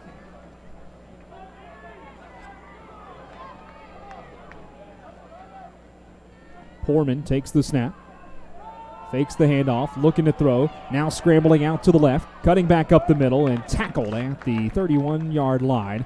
Stepping up to make the play there for Southwestern was big number 99. That's Seth McCrum out of San Antonio. Yeah, it looked like the Southwestern defense was able to break up what the Crusaders were trying to do on that play there, and quarterback had to scramble. It was a good patient run by the quarterback, but he wasn't able to do a whole lot because he kept having to dodge Pirates. Yeah, the Crusaders haven't really been able to throw the ball deep today at all. You know, they've had to tried it once or twice. They've had some success over the middle, but nothing down the sidelines. Handoff to Duncan, looking to cut upfield. He does so on the stretch play out to the 20-yard line. Man, he is fast as he gets inside the 20 down to the 17 on a 14-yard gain. Josiah Minifield saved the touchdown. He really is fast, and number 82, Gary Ruttman for the Crusaders, had a good isolation block out there to just spring that to the outside and did a good job of keeping the Pirates from being able to pursue. Really opened it up. Duncan, he kind of reminds you of a Darren Sproles type of player. You know, a little shorter but stays down low, quick feet, makes guys miss, and once he goes, he's up the field. Yep. Quality back. Poorman sends a man in motion. Hands it off to Jovel McDaniel up the middle. Runs over one defender. Jumps forward inside the 10. He's down to the 9. This would be a huge opportunity right here for this defense to keep the Crusaders out of the end zone. If they can do that, big. 2nd and 2 now.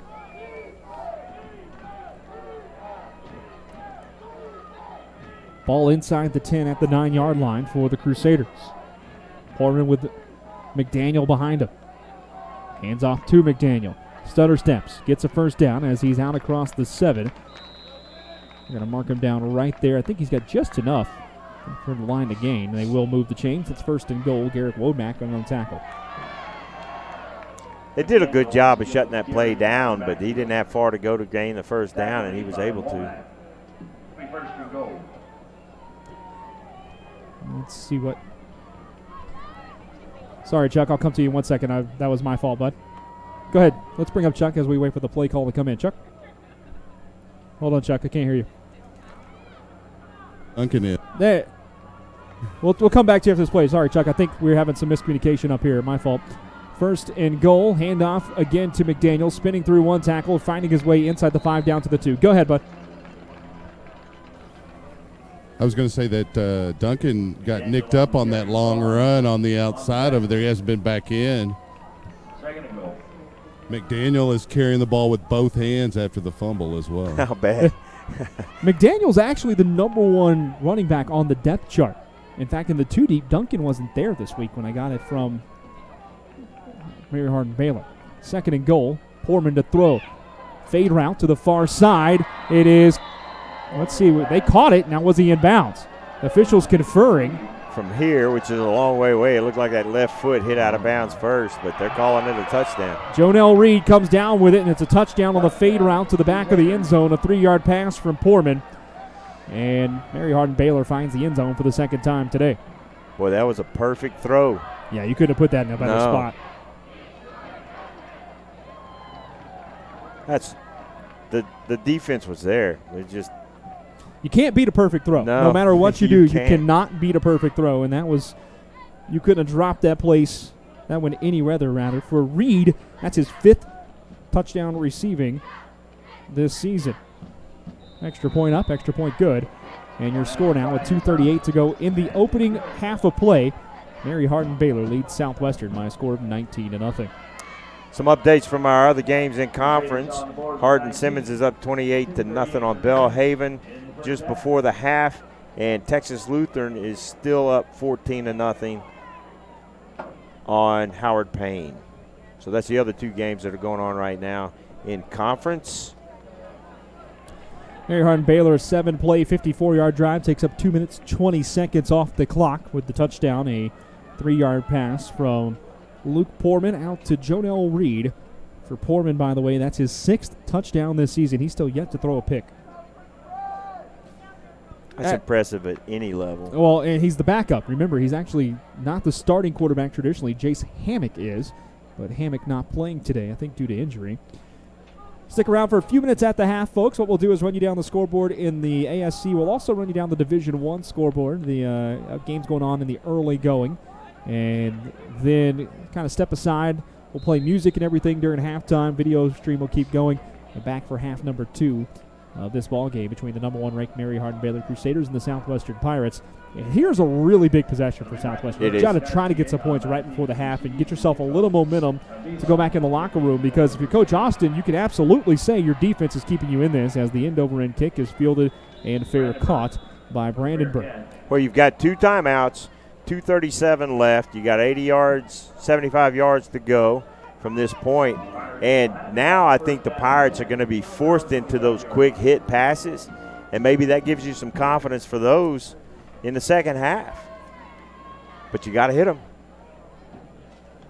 Yeah, Southwestern, a team that loves to run the ball. They hang their hat on that option-style run game. Right. But a game today where maybe they will find more success through the air, because we've talked about it a couple times, the speed on the outside from the Mary Hardin-Baylor defense. Maybe a little too much to handle to try to stretch outside and play that option game. You can tell they're coached really well because they do a great job on their assignments. Ball at the 25. Southwestern takes over with 2:37 to go on the clock. There's a handoff near sideline. Room to run down the 30 to the 34. Big run there for Elijah Smith.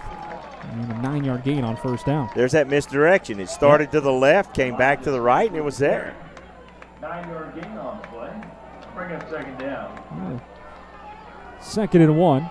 Kerr in the backfield takes the direct snap. Bowls his way forward. That's a first down for the Pirates on the quarterback keeper. And a gain of 2.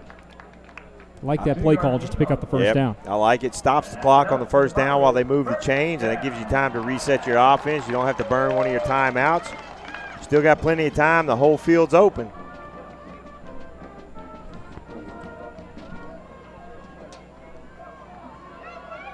Kerr looking back to his running back. That's Smith there with him. Got to get some more urgency. Smith takes the handoff and just hit right at the line of scrimmage. Loses a yard on the play as number 3 shoots it on the tackle, Akeem Jackson, the linebacker. And a whistle being blown. I think timeout's called. Yeah, the Crusaders. Mary Hardin-Baylor trying to save some time with 1:36 to go. They do have one more timeout after this. It's 2nd and 11 here for Southwestern. he bobbled that ball right when he got it. It started to come out, so he had to re-clutch that ball, and it was precarious, I'll say. Glad to have everyone along today here on SHN Sports for Southwestern University football, taking on the number 1 ranked Mary Hardin-Baylor Crusaders here at Birkelbach Field in Georgetown. Remember, next week, the Pirates back on the air, 1 o'clock kickoff up in Abilene. The crew's going to hit the road. We'll have to leave here about, 7:30 to 8 o'clock, something like that, to make sure we get up to Abilene in time and get all set up for the broadcast up there, taking on McMurray next week. Have that broadcast for you right here on SHN. Look forward to having you along. And Southwestern will have a 2nd and 11 situation here. Ball at their own 35 with 1:40 to go in the first half. Kerr on a little misdirection play, counter, and oh my goodness. Wow. Elijah Smith is just thrown down in the backfield by Kevin Shepard. That is Shepard's 9.5 now tackles for loss this season, and that was a big one. Boy, he shot through that gap. That was impressive to see there. He's big, strong, fast kid. Man, he wrapped up the running back before. They tried that misdirection again to the same side. Little counter play. It just, yeah. Shepard was having zero part of that.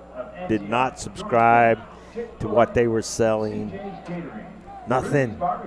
Well, Southwestern will have a 3rd and 16. The Crusaders called another timeout. 1:36 to go here in the first half of play. The Crusaders, a team, they average 54.6 a game on offense. So you could just say right now, if you extrapolate out where we are, the Southwestern defense playing very, very well. It's a lot like last year, Chuck. Last year it was a game of turnovers and defensive scores for Mary Hardin-Baylor. Today, a game where Southwestern just kind of keeps hurting themselves a little too much. Yeah, that's correct. And they have eliminated the turnovers and the touchdowns off of those turnovers from last year. They've still made plenty of mistakes to put themselves behind the 8 ball. So here's 3rd and 16 for the Pirates. Heim in the backfield. And Mary Hardin-Baylor jumped offside. They made contact. The defensive tackle there. I think it was Joey Longoria that jumped. It was. So should be 3rd and 11 after a free 5. But officials conversing. And they're going to call it against Southwestern. Okay. So false start. Go ahead. Hold on, Chuck. Make sure your audio comes back up. You should be up. Go ahead, bud. Yeah, they said it was an illegal shift, but he was just moving. He was moving in motion. Yeah, the tight end across the line. Bad call. The tight end can move and go into motion, but I thought the defender jumped before that even happened. I did too. 3rd and 21. Heim up the middle. Trying to push his way forward. He's taken down at the 29-yard line. Crusaders cannot stop the clock. And for some reason, the clock stopped briefly for a second. Now it's rolling again. 1:23 to go in the half. Crusaders will get the ball back with a shade under, right around the 50-second mark or so when this half ends. Boy, and this is crucial to keep any more points off the board for the Crusaders when they get this ball back. So. Well, Victor Winfield, he's had a heck of a day punting the ball for Southwestern back, and he's got the wind at his back here. I don't know if the Crusaders are back far enough with the way he's been kicking it today. Good snap. Winfield kicks it.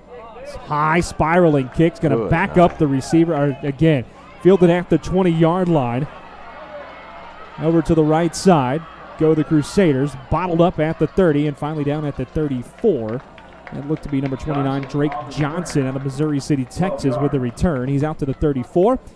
The other thing that kick did, especially with the return, it kicked off some time. If you fair catch that, you probably got 45, 48 seconds left to go. Now the clock's down to 37 seconds and no timeouts for the Crusaders. Boy, the last 3 kicks he's had look like they came out of a machine. Yeah. Just beautiful spirals that turn over nicely, exactly what you want to have happen.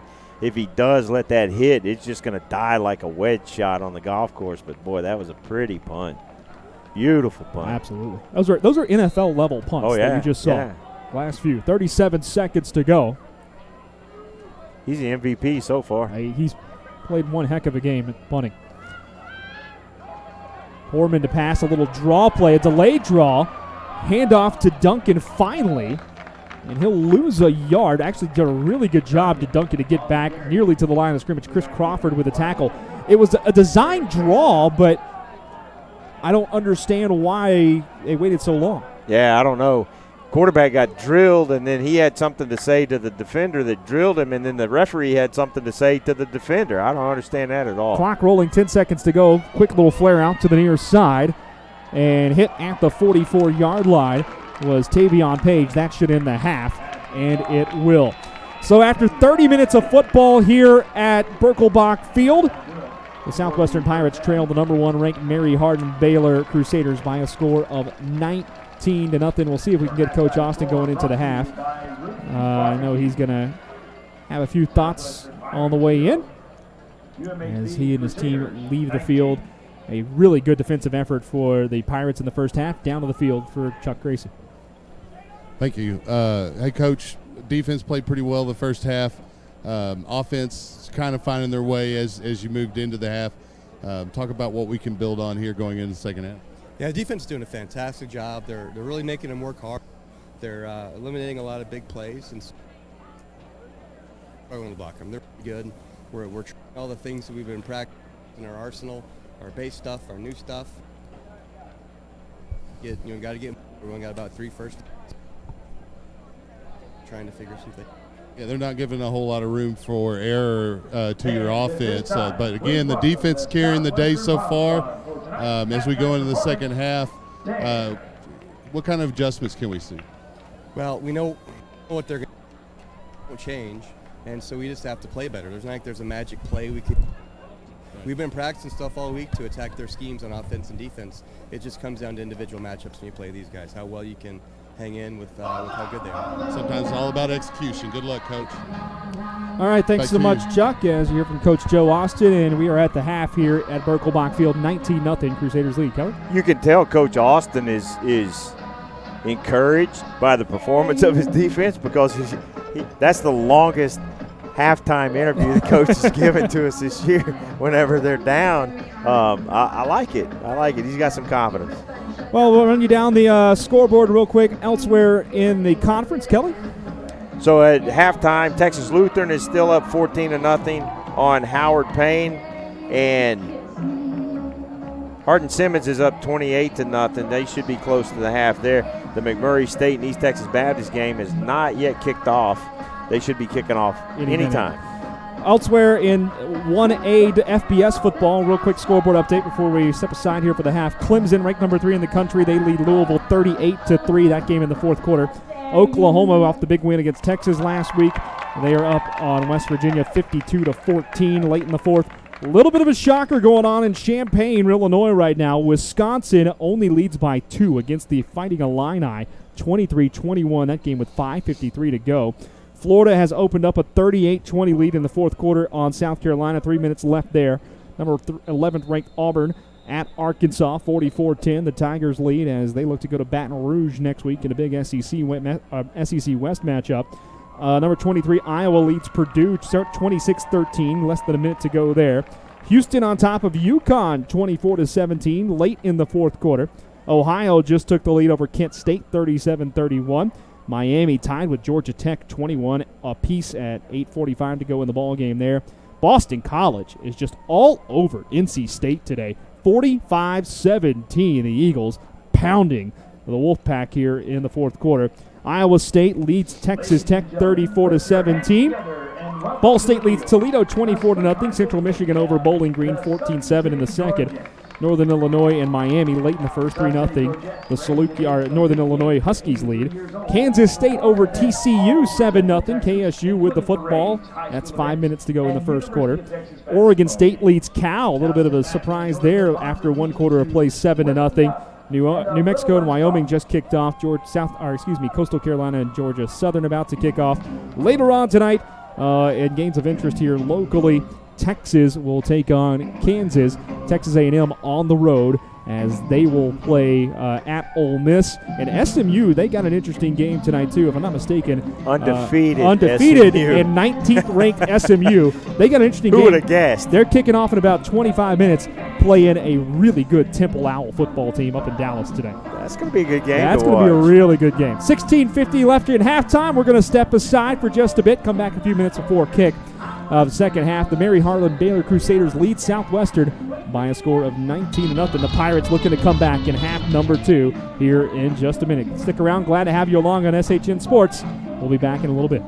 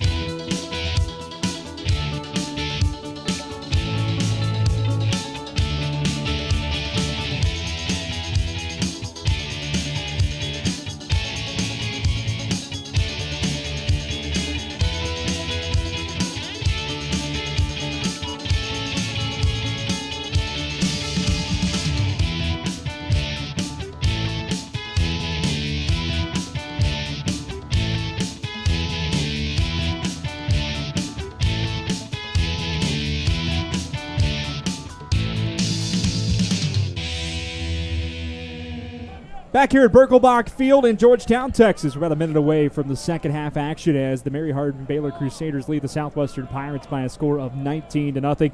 Brad Tillery, Kelly Duvall up here in the booth. Chuck Tracy down on the sidelines as we get set for second half action. The Crusaders with a 19-0 lead as they got a field goal on their first drive of the game on the short field. The Southwestern Pirates able to hold them out of the end zone, though, so a 22-yard field goal made it 3-0. The next possession for Mary Hardin-Baylor, a 1-yard touchdown run by Javel McDaniel, capped off a 4-play, 25-yard drive. Again, great field position for Mary Hardin-Baylor. But then the Southwestern defense really stepped up, forced Mary Hardin-Baylor to struggle on offense a good bit. The defense for Mary Hardin-Baylor gets a safety after an ill-advised fair catch call at the 2-yard line for Southwestern, 12-0 there. And then their first kind of long drive of the game towards the end of the half, Mary Hardin-Baylor with a 54-yard drive, 7 plays, 2 minutes, 20 seconds off the clock, 3-yard TD pass from Poorman to Jonelle Reed. That's the scoring today so far. Southwestern's offense really struggling to get going. I think they only have about 2 first downs in the game so far. Been very much self-inflicted for the Pirates, too, as well. I mean, the Crusaders have a great defense, but there's a whole laundry list of stuff that the Pirates did to themselves that have cost them in this game. Well, the kick is away from Will Earps. A little short end-over-end kick fielded around the 25-yard line. That's Marquise Duncan, the running back, going to the right side, looking for a block patiently. Cuts upfield and now at the 30-yard line. A little some extracurricular activity after the play there, some blocking downfield long after the whistle. So the Crusaders take over at their own 30 to start the second half of play here in Georgetown. There's a flag on the. There is going to be a flag down late, it sure appears.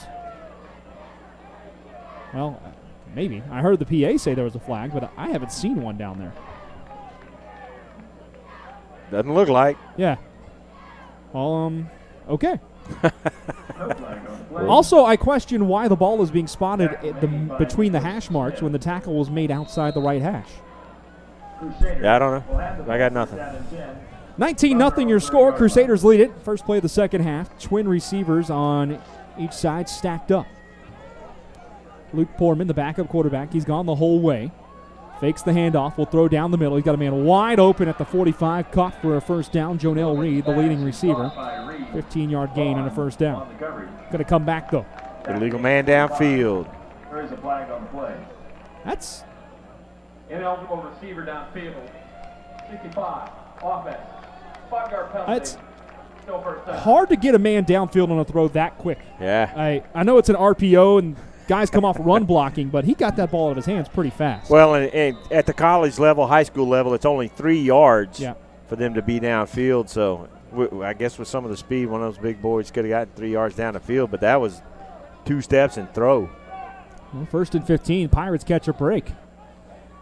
Quick throw again in the slot to the tight end, caught at the 35, bowling forward, Gary Ruttman.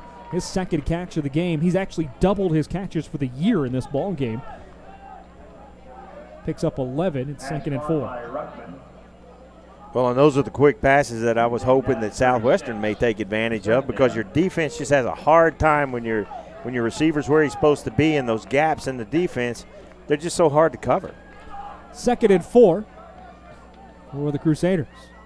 Duncan takes it over the right side. Following his blocker, he got a big hole, cuts up to the 50. He's taken down in Southwestern territory at the 47. It was Jackson Reese, the safety coming up, or the cornerback rather, coming up to make the tackle. He makes such quick moves, man. He just plants that foot and changes directions. Just like Darrell Royal said one time, he's fast as a hiccup. 16-yard gain. 1st and 10. Duncan takes it over the left side. This time can't get anywhere. Somebody got a hand on him down at the line of scrimmage and kind of slowed him up just enough. It was 34. Nick Smith, the defensive end, getting the hand on him, and Bernardson Sherry to clean it up. Yeah, unfortunately for him, big number 99 came and laid on that pile too. That's a lot of man to have laying on top of you. Seth McCrum, the man coming in and laying the extra wood. Sophomore. 2nd and 10, Mary Hardin-Baylor. Fake handoff, Poorman rolling to his left, throws near side, ball complete to a wide open man down the sideline. The 30-yard line, and taken out of bounds down the side is Britton Martin. Minifield with the tackle, but that's enough for a first down after the 24-yard pickup. That was one-on-one. Get it? See what I did there? 2 number ones. 2 number ones. Minifield and Martin. 1st and 10. Ball at the Southwestern 24. Mary Hardin-Baylor driving on the first possession of the second half. Fake handoff. Poorman in the option going to the right. Tries to just get upfield and gets what he can. As the defense was in the backfield. Pretty good job there by the quarterback just to pick up 2. Garrett Womack, number 42, did a great job of staying at home and forcing the quarterback inside. Again, it's one of those plays where if he can beat him to the outside, there's lots of real estate out there. But he did a great job staying out there and forcing him inside so the play could be made. Short gain. 2nd and 8. Stacked receivers on each side. Twins. Southwestern with 4 linemen set. Fake handoff, throw down the middle, incomplete on the combo route. He looked like he overthrew Musu, but he had Martin back towards the end zone open, and Martin just didn't sling his head around. Yeah, I was watching the quarterback after the release, and number 50 just came in and just absolutely crushed him. That was Christopher Crawford. Boy, he just laid a lick on the quarterback. Man alive. But he got up. Woo. Well, remember, Jace Hammock, the starter, is out today, too, so Poorman's the backup, so you'd wonder, he's going to have to try to go as much as he could. 3rd and 8. Poorman drops back straight to pass. A draw play delayed, and that will go absolutely nowhere. The defensive line in there picking up the tackle. Garrett Womack leading the way. He's the leader in the conference in sacks. That won't go down as a sack, but it is a tackle for loss, and it's 4th down. Yeah, there was a stunt around the top of the offensive line that really forced that into not where they wanted, the Crusaders wanted that ball to go, but the Pirates were all over that run. So now they've got an opportunity, again, the defense holding them to few if any points. Anthony Avila to kick, and the wind has really laid down. Yes, it has. Boy, it just stopped. Yeah, it's completely dead out there right now. Avila kicking from the middle of the field, 42 yards. It's blocked by Southwestern. Ball is on the ground, and it will be recovered right there at the line of scrimmage. The Pirates able to get in on it, and Avila's kick blocked. Couldn't see who come up with it. I believe it was Rosario Hernandez officially coming up with it, but I don't know who got the hand on it. Either way, the Pirates with a big stop. Sorry, hold on. I need a sideline. Chuck, go ahead. I was just going to say, I think that was Crawford getting his hand on it there in the middle. And you got big plays with Winfield's punts and a special team block here on a field goal. And from the defense as well, now it's time for the offense to step up. Yeah, let's see what adjustments they made in that offense in the halftime, because this would be big. We're driving down and scoring. High formation option right now. A throw down towards the sideline, just out of the hands of David Brandenburg, the defender, number 2 over there, coming across the way to make the play is Jefferson Fritz. He got a hand on it just in time, or otherwise Brandenburg was off to the races. That looked like an old-fashioned option play, Yeah. but instead of pitching it, quarterback pulls it up and threw it, and that was a great play. I love the design of that play, and like I say, those quick hits, man, if they got to stick with them. There's J.J. Slacken at quarterback. He stays in. There's a end around. Coming to the near sideline is Austin Castilleja as he's up to the 35-yard line. A pickup of 3. Here's 3rd and 7. Big hit in there at the end of that by Akeem Jackson, number 3 for the Crusaders. But, again, I want to go back to those quick hits. I know they haven't had a lot of success, but the success is not because of what the Crusaders have done. It's because they just the passes have been a little bit off or they've been dropped. So I think if they'll stick with them, they'll start having some success there and really loosen up this run defense. Slack stays in. 3rd and 7. Castilleja in motion. It is a fake handoff. Slack shakes off one tackle. He's got room to run. He instead will throw it deep. He's got a man wide open. It's caught at the 30. Down to the 25. The best play of the game for the Southwestern Pirates offense. Anthony Stevens hauls that one in. And it's 1st and 10 Southwestern. What a great play by the quarterback, escaping the pressure that was back there. And, man, he did a great job because there was a lot of penetration right in the middle of the line. Got their hands on him, but he was able to shake that off, and it opened up that whole play. What a great play. 43-yard gain on the play, and a 1st down for the Pirates. Deepest penetration of the game by far. Fake handoff. Slack rolling to his left. The southpaw quarterback looking downfield. He will throw. He's got a man. It's complete, but that's going to come back as a flag down in the backfield. Yeah, the white jersey got chugged. Man, I was hoping the referee didn't see it because I saw it from up here. Oh, man. That's a momentum killer, man. But it's, sometimes those holds, you can't hardly blame the guys in there fighting, struggling, and they always grab up around the shoulder pads. And when a quick turn happens, that jersey gets stretched, and that white jersey makes it really easy for the referee to see that. Tell you what, there's a little bit of dynamicness to this offense with Slack in there at quarterback. Yeah, right there now. is. Remember, he's on the roster as a wide receiver. Pistol formation. Fake handoff. Slack rolling out to his left, just looking to run, trying to get away. Throws it to the back of the receiver. It's incomplete. Not a grounding penalty as he actually hit Castilleja right in the numbers, and Slack's coming up a little gimpy. He was chased down to the backfield there by Kevin Shepard. Really nice job of getting rid of that football and not taking a sack, costing some more because the Crusaders got back there on him quick, but he threw it right at the back of his intended receiver, and doesn't matter if he's looking at you. There's no sack, no loss of yardage there. So 2nd and 20, Slack stays in at quarterback. 4 wide receivers. He's got Smith in the backfield with him. Slack to pass. Smith open over the middle. Across the 25, down to the 20-yard line. Good pickup there for Southwestern down to the 19. A gain of 13 on the play. Boy, I like what he's doing back there at quarterback, that lefty. And, again, the quick passes is where they're having the success. And those quick passes are going to open up some in that running game because now they're having to stretch those linebackers out. The safeties can't creep in and stop that run game like they were before. Now they've got to stay back there, keep them honest, and you see the setup in the Crusaders' defense is just more spread out. 3rd and 7, Castilleja in motion. He will fake the handoff rather. Slack makes a man miss, tries to cut outside to the 15 and cannot spin off the tackler as he's taken down at the 17-yard line. And here comes 4th down, and Southwestern's going to send the field goal unit on. Oh, I like the play calling, though. I love the play calling. A little more imaginative coming out of the half. Yeah, it looks great. And with the change back there at quarterback with Slack, you just see a little spark in this offense. That stop on defense on the Crusaders' first drive helped with that as well. So this gives you some life for the Pirates now. It's going to be a 34-yard field goal attempt for Will Erbst. He's 5 of 9 this year, long of 39. Boot meets it. It's up. It is good, and the Pirates are on the board with 8:23 to go here in the third quarter. It's now 19-3. Crusaders leading the Pirates. Chuck, go ahead. I was just going to say they're getting a little bit of leadership out of Slack as well. When he went down on that where he got rid of the ball, it could have been a sack there on 1st and 20. He was down, and he got up slow, and senior right guard TJ Vela came running up to make sure he was okay because he wanted to keep him in the game, and it paid off in a field goal there.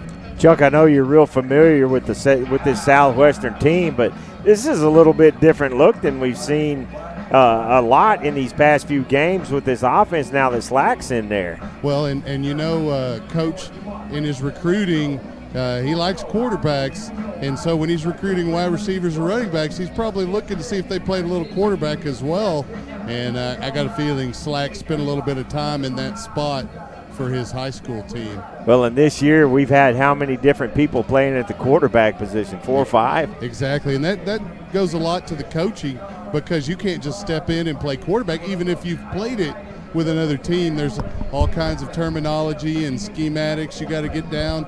And for a kid like Slack to step in here partway through the season and pick up some pretty complicated schemes, it's nice to see. Good coaching. Well, Slack leads the Pirates on a 6-play, 51-yard drive. Takes up 2 minutes, 54 seconds, ending on the 34-yard field goal from Will Erbst. The Pirates on the board. They get a blocked field goal to start the quarter, or the half rather, and then a field goal of their own, 19-3, as they cut into the lead of the Crusaders. And now maybe some life for the defense here as they've seen their offense move the ball a bit, get some points on the board as Erbst kicks away a little short pop-up kick to the sideline. That's going to go out of bounds.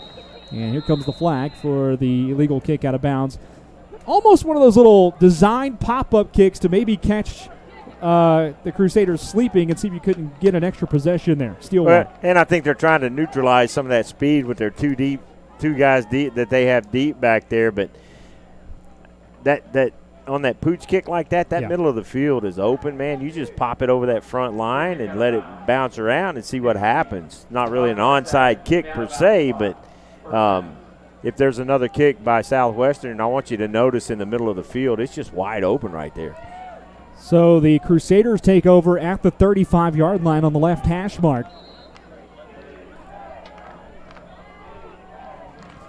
Poorman with Robert McGrew in the backfield. Handoff to McGrew. Heading over the right side, and he is taken down by the ankles, and a flag comes in from 30 yards down the field late. Might want to sign that referee up for a scholarship. That's a nice arm, man. He's got an arm. Carry out of the backfield. Indicating a hold. If the Flag on the play. play stands, it's a loss of 3. And it will. Holding 82. Offense. 10-yard penalty. The hold is seen from 30 yards away. Gary Ruttman called for it. I guess he had to, And Southwestern's going to decline this. It's a loss of 3 on the play. Penalties decline. I like that. That's a smart coaching decision. Yeah, I like that. Hey, I want to go back to what Chuck was saying just a few minutes ago, talking about the coaching. Some people would look at some of the results in this game, in some of the games this year, and wonder how we could say it's good coaching. I'm telling you what, whenever he has overcome the injuries he's had to overcome this year at key positions, it has been absolutely remarkable. J.J. Slack, who quarterbacked that last drive, he's the 4th quarterback used this year by Southwestern. Dropping back to pass Poorman, trying to escape the pocket. Being pressured back, going to his right. Has nowhere to go with the football. Now throws one deep down the sideline, and it's complete to Gary Ruttman. He did a really nice job not only adjusting in the air, but Ruttman was covered and then just went deep and tried to give his man somewhere to throw the football, and he comes up with a catch. And that's one of the things that you don't often see sometimes in offenses in this day and age of this spread offense is when your quarterback gets in trouble, receivers won't come back to help him out. But that was a great job there, recognizing he needed to do something to give his quarterback some help. 27-yard pass play brings up 1st and 10 for Mary Hardin-Baylor at the Pirate 41, pushing forward on the run play. Gain of about 2.5 there for the Crusaders. McGrew on the carry. Garrett Womack with the tackle. I wish one of these Southwestern or Mary Hardin-Baylor coaches is go teach the Cowboy receivers to help out their quarterback when he gets in trouble. Oh, did I just go pro football? 2nd and 7. 7:07 to go in the 3rd quarter. Handoff McGrew over the near sideline on the sweep play. Flag is down as it looked like there was a hold in the backfield. McGrew pushes his way to the 27, or 26-yard line. Peyton Vaughn, the freshman, with a tackle, but that's going to come back. Yeah, number 82, Gary Ruttman, just threw the defender to the ground right there in front of the line judge, and it was obvious hold.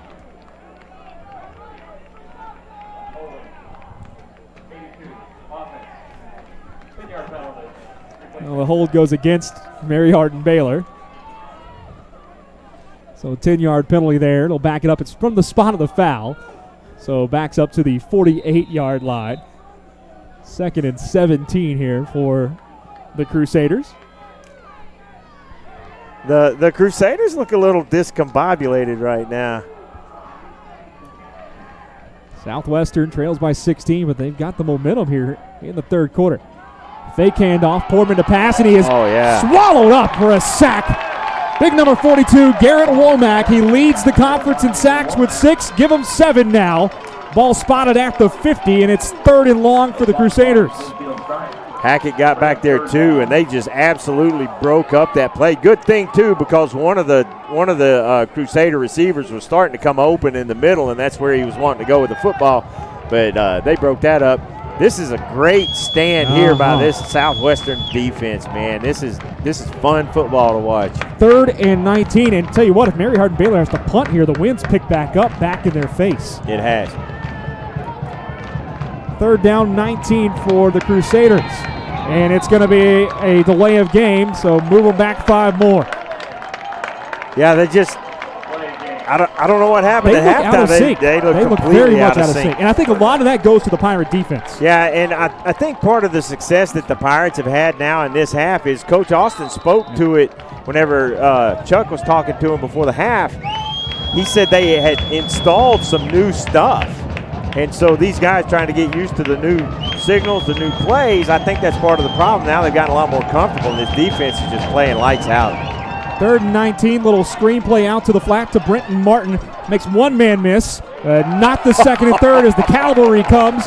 He's taken down right around midfield, and that will be 4th down. I think Nick Hackett was probably salivating because he sprinted out there and they held the receiver up, and Nick Hackett versus a receiver is a total mismatch in body size, and he just laid the wood to him. That was awesome. The defensive tackle, a sophomore out of Lone Oak, Texas. Here, Southwestern defense getting a standing ovation coming off the field from the homestanding crowd.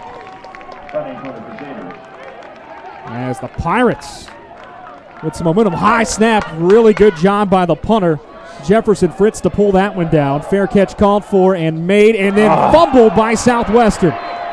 Oh no, Brandenburg was back there, called for the fair catch at the 5, and he muffed it, and the Crusaders come up with a football. Man, that's the second time a receiver has called for a fair catch down there in no-no land, and not only did he call for a fair catch, he did at the 5. Then he dropped it. Number 81 coming up with a recovery, so DJ Weaver officially at the 9-yard line is where this drive will start, and that's just a backbreaker. Your defense got you off the field. The momentum was all on the Pirates' side, and special teams today have just really hurt Southwestern in the return game. Yeah, you're taking away an opportunity for your Pirate offense to actually dominate this quarter. Poorman takes the snap, hands off to McGrew, and he will push forward into the end zone, breaking a couple of tackles. Touchdown, Crusaders. That special team mistakes has now cost 10, 11, 12 points because of the safety. Remember the opening kickoff, too. Yep, put him the in opening hole early, kickoff. so that led to a field goal. The safety down that's here, the 12. and now a touchdown. So, yeah, that's at least 12 points. Special teams mistakes.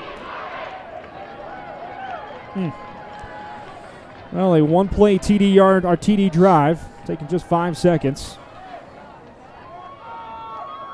Backbreaker for Southwestern there, as Avila puts the extra point through, and your score with 4:36 to go in the third quarter. The number 1 ranked Mary Hardin-Baylor Crusaders lead Southwestern 26-3, as we'll send it down to the sidelines for Chuck here. And Chuck, I mean, you can kind of feel up here the momentum and the air kind of coming out of the press box in the booth. I don't know what it is down there. Yeah, there's a similar feeling down here on the sidelines. They're going to have to shake it off, though. There's plenty of football left here to be played, and at the very least, you want to build going into the rest of the season. But this game's certainly not over, not with the level the defense is playing. They got to shore up some things on special teams, as you mentioned. And offensively, they need to continue to build on that last possession. By the way, for McGrew, his 3rd touchdown rush of the season. He had a big game last week, did McGrew, on the road or at home against East Texas Baptist. 17 carries for 143 yards. Quick scoreboard update, Kelly. Scoreboard update from the Hardin-Simmons-Belhaven game. Hardin-Simmons is now up 42-0 in the third quarter. And in the McMurray-East Texas Baptist game, East Texas Baptist is up 14-6 in the second quarter there, and 21-0 for Texas Lutheran over Howard Payne there also in the third quarter. One big upset in the early going in FBS football as well. Number 6, Wisconsin falls to Illinois on a last-second field goal, 24-23. Kickoff there. Brandenburg fields it. He bobbles it again. He has to take this one back. He asked for the fair catch. Yep. And they're going to give it to him. Well, here's the problem with that. On the fair catch, if you field it clean, it goes to the 25. If you don't and pick it up, then it's dead where you pick it up. I thought it was just a live football. No, that's a new rule this year. Okay. So if you call a fair catch, drop it. Once you pick it up, it's dead right there. So instead of having the ball at the 25, another special teams mistake, if you catch it cleanly, you get it at the 25. Fair catch was made by the receiver, but the ball was muffed. Therefore, the privilege of moving the ball to the 25-yard line is not in play. The ball is then recovered, and that's where the ball will be put in play. First down. Mr. Kelly Duvall, like a blind squirrel finding a nut. Everybody gets one right sometime. Just kidding. Dude, I'm so tired of you. I'm just done. I'm just done. Folks, if you're just joining me and Kelly on a broadcast, we pick on each other a lot. Chuck, can you come up here? Well, there's nice. the run by Slack over the near side, getting out to about the 14, 15-yard line. I joke on Kelly. The man knows his football. It'll be Tevin Jones with the tackle. And I love the guy. Folks, I promise you, it's just friendly banter. Yeah. With friends like this.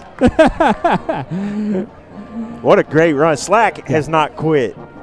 I'm having fun watching this kid play quarterback. Yeah, I am too. J.J. Slack sends a man in motion. Hands it off on the sweep play across the 15 up to about the 20-yard line. That was Austin Castilleja. 5-yard gain, or 4-yard gain, takes to the 19. Nice blocking out there with the lead blockers out there, separating the guys. You're giving a good, decent gain on first down. You don't have to panic at this point. Nope. You can still run this offense like you have in the second half, and Slack has done a good job of doing that. 2nd and 6. Fake handoff on the sweep. Slack takes it himself up the middle. Inverted veer type play across to the 21. It's pretty cool to see a converted receiver that's now playing quarterback have this kind of command and be able to lead this offense, because you can tell these guys are in sync with what Slack's doing back there at the quarterback position. 3rd and 4 here. Slack with 4 wides, 2 on each side. He's got Smith in the backfield with him. Slack to the pass. Rolling to his left, now will throw, and that ball is going to fall short of his intended receiver, incomplete. He was looking for David Brandenburg on the near sideline. Kind of a good push up the middle there by the defense. Kind of blew the play up. Yeah, it's interesting with Slack. There's a difference between quick and fast, and he doesn't have a great deal of speed out in the open, but he is quick and able to avoid some of the pressure that's happening there in the pocket, get out of the pocket, and try to make something happen. Fun kid to watch. Now it'll be 4th and 4 with the Pirates punting it away here. 3 minutes even left in the 3rd quarter. There's a high booming kick, another good one from Victor Winfield. Fair catch called for, and made. That was dangerous. He caught that ball at a very high above point. his head. Yeah. Yeah. Ball at the 38, down to the sidelines for Mr. Chuck Gracie. Chuck? I was just going to mention that just to point out how Slack has really taken over the position here in the second half of this game. Obviously, it was short decided or a late decision, as he's also a gunner on the punt coverage. Huh. Don't typically see a quarter covering punts. No. Ball at the 39 for the Crusaders. They lead it by 23 here over Southwestern. Looks like Robert McGrew staying in at running back. Alongside the quarterback, Luke Portman. McGrew takes the handoff, slowly going over the right side, looking for somewhere to cut up field, and just gets what he can, sticking his head down, diving forward to about the 44-yard line for a gain of 5. For the tackle. Big for the defense here, and we've said that all day, big for the defense, and they've done a great job of holding up their end of this bargain. But it looks like we got a injury down on the far sideline, so hopefully he will be okay. I think it's number 23 down across the way, Jackson Reese. A little slow to come up. Trainer needs to get out there, called for. he's busy. Trainer's now on the way. The referee helping Reese come off the field. As a man, like we said, hope he's okay, coming off the field there. Quick scoreboard updates from FBS, because we just did the ASC scoreboard. Ball State over Toledo 38-0. Central Michigan 21-7 over Bowling Green. TCU trails Kansas State 14-7 near the half there. Oregon State leads Cal 14-3 at the half. LSU up on Mississippi State 3-0 in the first quarter. Oregon leads Washington in a battle of ranked teams. A big rivalry game up there in Seattle today. 7-0 Oregon leads that. SMU on top of Temple 7-0. And SMU looking like they're going to score again here pretty quickly. Appalachian State and UL Monroe tied at 7. We'll give you some finals here in just a minute. 2nd and 5 for the Crusaders. Handoff up the middle. And out to about the 46, 47-yard line goes Robert McGrew. He's getting more of the action here in the second half. Didn't see him at all in the first half, if I remember correctly. Yeah, I got a text message from Doppler Dave And it wasn't very Doppler Dave-ish because all he said is it is hot on the field. He's usually much more detailed with his weather reports down there. How much more detail do you need? It's hot. 3rd and 2. Martin goes into motion. They'll do a little flick pass to him behind the line of scrimmage. He is bottled up on the far sideline. I don't think he got the first down. No. They're going to mark him right near the sticks. That's Look a where that generous referee. spot. That's my goodness. That's at least a half a yard further than Martin made it up the field. Oh, man. Folks, I know we're the Southwestern broadcast. I try to be as honest with you as I humanly can be. He was a half a yard short. Yeah. Because he ran into players Yeah. who weren't even up to the 48. 49 Yeah. where they're spotting it.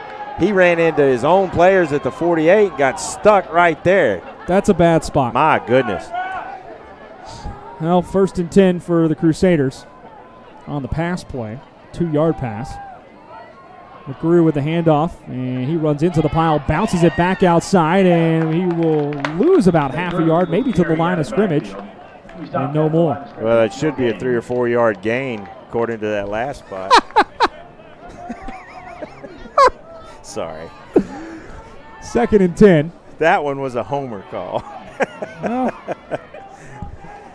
I'm sorry. 2nd and 10. Crusaders with the football.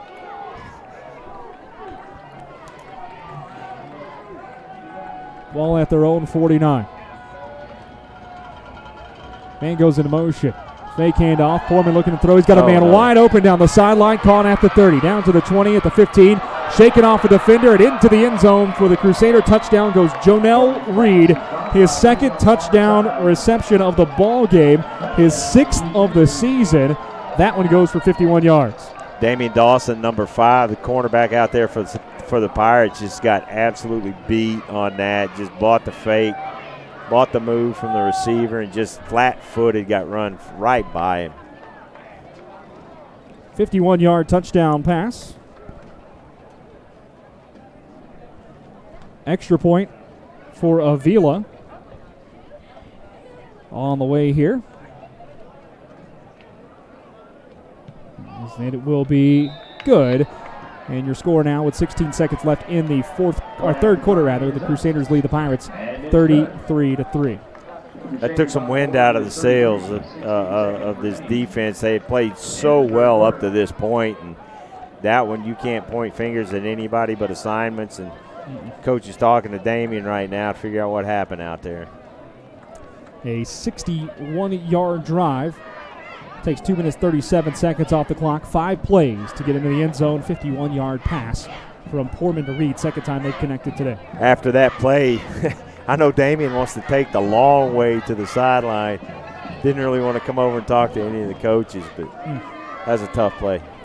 I mean, you could kind of feel just all the momentum and the wind come out of this stadium after the muffed punt here in the 3rd quarter. Southwestern, it was a 19-3 game just a few minutes ago. Southwestern had gotten a big stop, and then the muff punt inside the 5 just kind of changed the whole game. Mary Hardin-Baylor scored on the very next play and just kind of took the wind out of the sails of the Pirates, so to speak. Yeah, and you hate that because the defense has played so well today. Yeah, that's the first really blown coverage you've seen out of the defense today. And they really just they showed up to play today against this number 1 ranked team, and they played really well up until that one play. There's a high end-over-end kick. Brandenburg fields it, and did he step out of bounds around the 12 when he fielded it? Let's say he moves it up the field and gets to about the 17. Again, special teams just. Well, that's another one. You let that one go, it's probably going out of bounds. You get the ball at 35-yard line. Yeah. Well, 14 seconds to go in the 3rd quarter. Crusaders lead it by 30.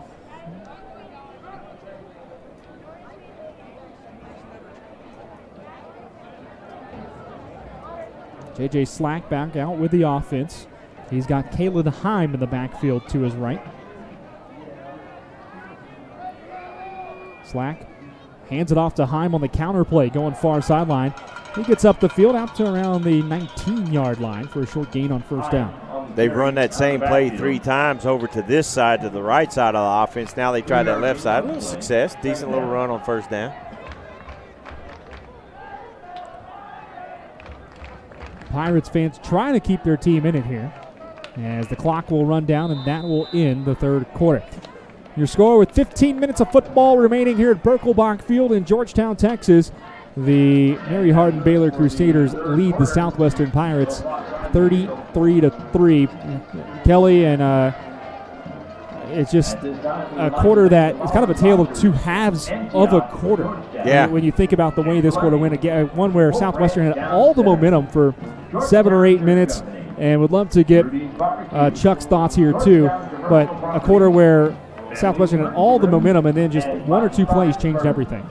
Yeah, and it's, you know, you had all the momentum. You go down, you get the field goal, you get the ball back. You're starting to put some yards on the board, and then again the muff punch. And there's a whole laundry list of stuff. It started with the opening kickoff on special teams, mishandling the opening kickoff there. You have a delay of game early in the game that while you're deep in your own territory, that sends you back, and that's coming off of a break on an exchange of the ball. You had a fumbled exchange by the quarterback and running back that cost you yardage, and the list goes on and on and on. And really, again, it's not taking anything away from the Crusaders. They're a great football team, but a lot of what's happened today to the Pirates has been stuff they've brought on themselves. Yeah. And that's so disheartening. They're going to see the game film of this and see a lot of opportunities missed. Now, an option to the near side, spinning off a couple of tackles, Slack, as he gets out to about the 24. That could have been a gain, no gain, maybe loss of 1 there, but J.J. Slack with a couple of spin moves makes a third manageable situation here for the Pirates. Well, and I'm having fun watching this kid play this position. He's just gutsy player.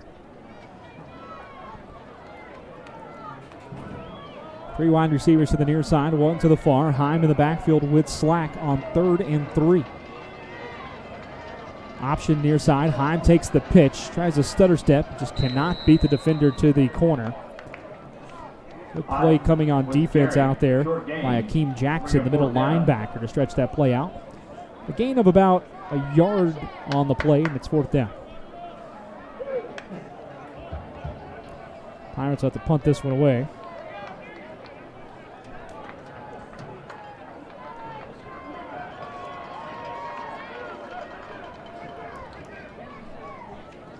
Victor Winfield to punt. Wind blowing in his face. 5 seconds on the play clock. Southwestern's going to get it off. They do. There's a end-over-end kick, angled to the sideline. It's going to bounce forward. And depends on where they decide to mark it out of bounds. They do so at the 48 of the Crusaders. He's limping coming off the field, the punter is. So I hope he didn't hurt himself on that kick, but I think he purposely kind of kicked the end-over-end forward rolling kick. Maybe see if you can get a bounce, kick it away from with this wind. And just kicking into the wind there and see if you couldn't go forward with the football. 13:49 to go in the contest. I absolutely agree with you. They're going to look at this film and be really disappointed that this score doesn't really reflect how well, especially the defense has played. Man in motion is Martin. Takes it. It's a reverse play to the near sideline. Coming around on it is Mary Hardin-Baylor, and that is well defended by the Southwestern Pirates. Only a pickup of 2. Number 87 coming around was Ernest Musu, and Damian Dawson snuffed it out. Yeah, J.J. Slack, a little too late, recognized that was going to happen, but Dawson was able to come up and keep it to a minimal gain. And again, if he doesn't make that play, something bad's going to happen. Nicholas Smith. Smith. We had 2 number 34s on the roster, so yeah. Short gain, about 3 on the play. That's that blind squirrel you were talking about earlier. Snap back, handoff over the left side. That's Duncan. He's been the primary ball carrier today for the Crusaders. Ball out to the 47-yard line. And pickup of 2, Jules Williams with the tackle. 3rd down and 5 now.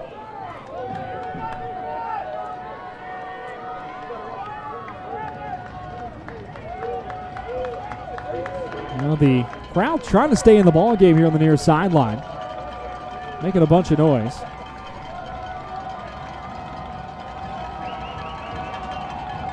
There's a snap and a handoff again to Duncan.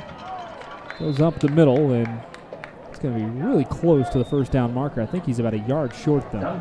I wonder if they'll pull that big leg kicker out here now and let him try one of those long kicks. I'd like to see it just because I like seeing that. Nick Smith made the tackle, and, well, they bring a kicker out, but it's not the field goal kicker. Yeah, man, come on. Jefferson Fritz to punt it away here. Give me a chance to see some history. Actually, I would like to know, what's the longest field goal made in Division III history? I don't know. That's what they make Google for. There's the punt away from Fritz. A little spiraling kick.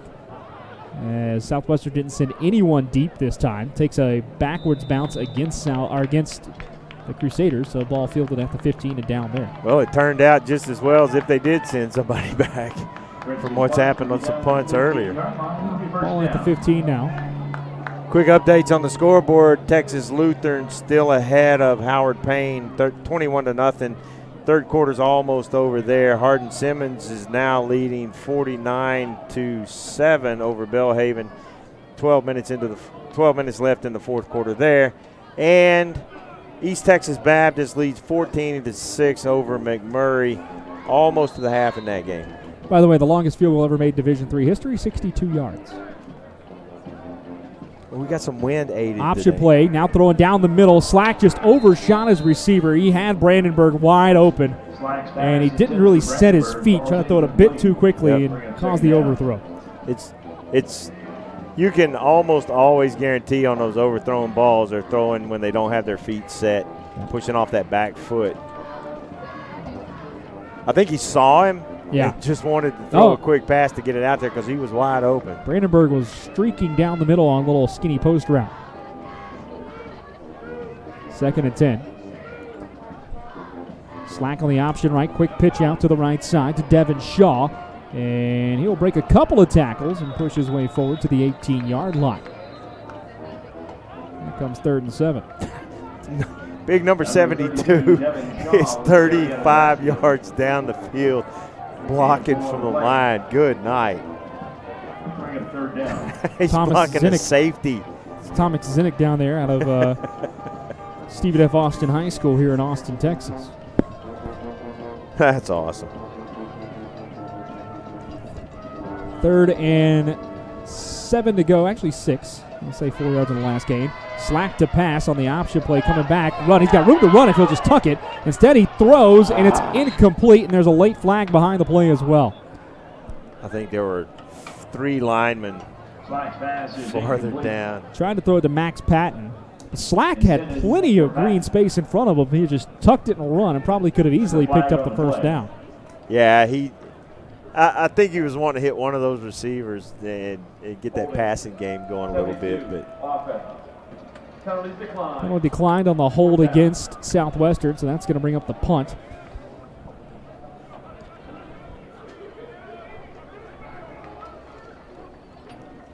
Teams just kind of trading possessions right now. 4th down. I'll bring out Winfield. As Victor Winfield comes out to punt it away for Southwestern.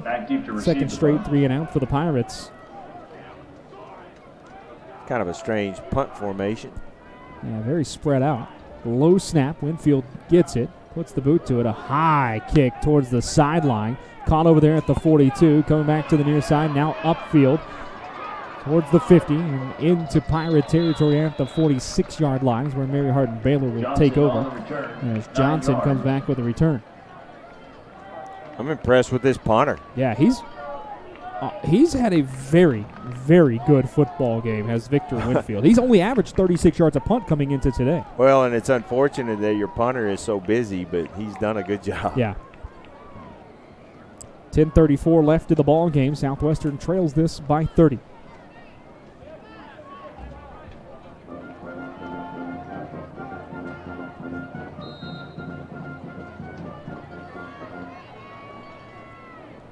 Into motion goes Martin. Instead, it's a fake handoff. Now flicks it out to Martin in the backfield. A flag comes in from 30 yards down the field. There's that referee again with the great arm as Martin stretched out to about the 42. A gain of 5 on the play, but that's going to come back on the hold.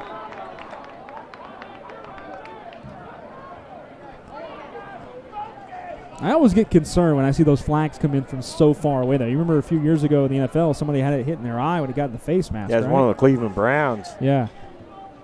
Caused some permanent eye damage. Yeah, I too. think it basically cost him his career. I always wonder why the ref just can't throw it on the ground. Looks better flying through the air, I guess. I don't know. Holding against Mary Hardin-Baylor, though, so that'll back him up 10 yards.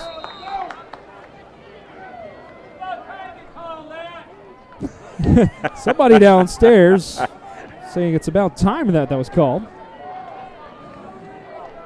You can hear it through the crowd mic there.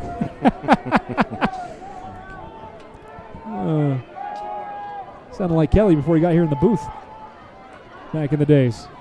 Oh, yeah. It's 1st and 20. You've heard. Portman looking to throw. Another flag comes down as he rolls out to his right, and he's pushed out of bounds. Another hold. That's going to come back another hold. By the way, it was Chris Crawford, a linebacker, stepping up to make the stop.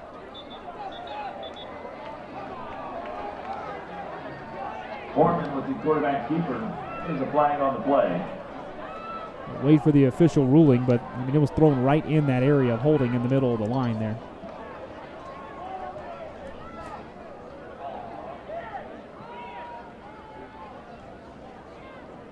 Wait for the. Here's the official. Personal foul. Hands in the face. 45. Defense.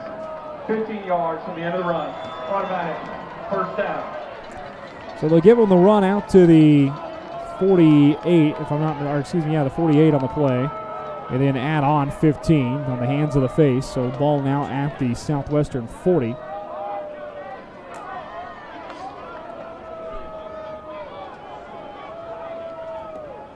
First and 10, Mary Hardin-Baylor, 9:55 to go in the ball game.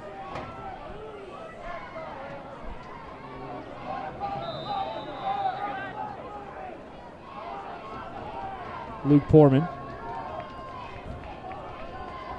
has Robert McGrew in the backfield with him. McGrew takes the handoff up the middle, untouched for the first few yards, spins off a couple of tackles, and he gets out to the 29 for an 11-yard gain and a first down. I think now you're at the point where this defense is starting to get tired. They've been on the field a long time, and I'm kind of surprised it's taking this long, but these guys have their hands on their hips. They're wearing the black uniforms on that hot field. They got to be getting tired now. Sherry made the tackle there. Sherry and Reese combined on the tackle. First and 10 for the Crusaders. McGrew with another take on the handoff. Out to the 26 and a pickup of 3 on first down. Crusaders probably going to be satisfied just running this ball, getting this clock out, and getting out of Georgetown.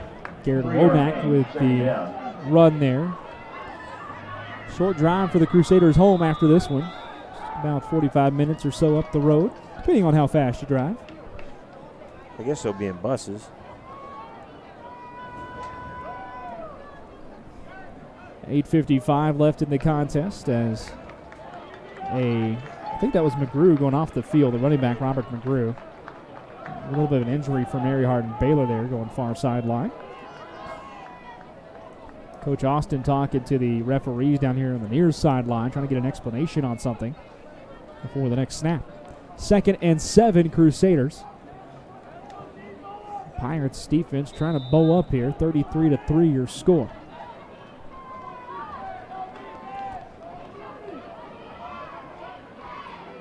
There's a handoff to Jovel McDaniel up the middle.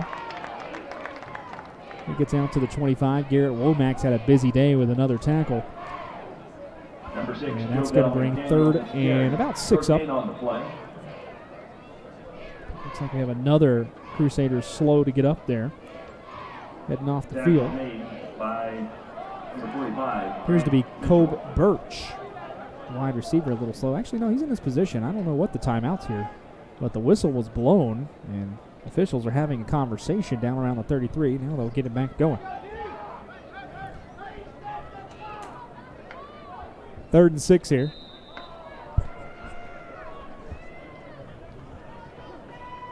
4 wide receivers, 2 on each side for the Crusaders. And everybody for Southwestern jump. Free play for the Crusaders. Throw down the sideline. Incomplete. It was intended for number 84, Hayden Haas, the freshman out of Seguin, Texas. Those guys had free shot to the quarterback. They should have stopped the play. Pass is incomplete. There's a flag on Hayden the play. Haas, by the way, a name you and I recognize from Georgetown High School football's playoff run last year. He played at Seguin, team that we saw during the playoffs last year. 3rd and 1 now after the 5-yard penalty.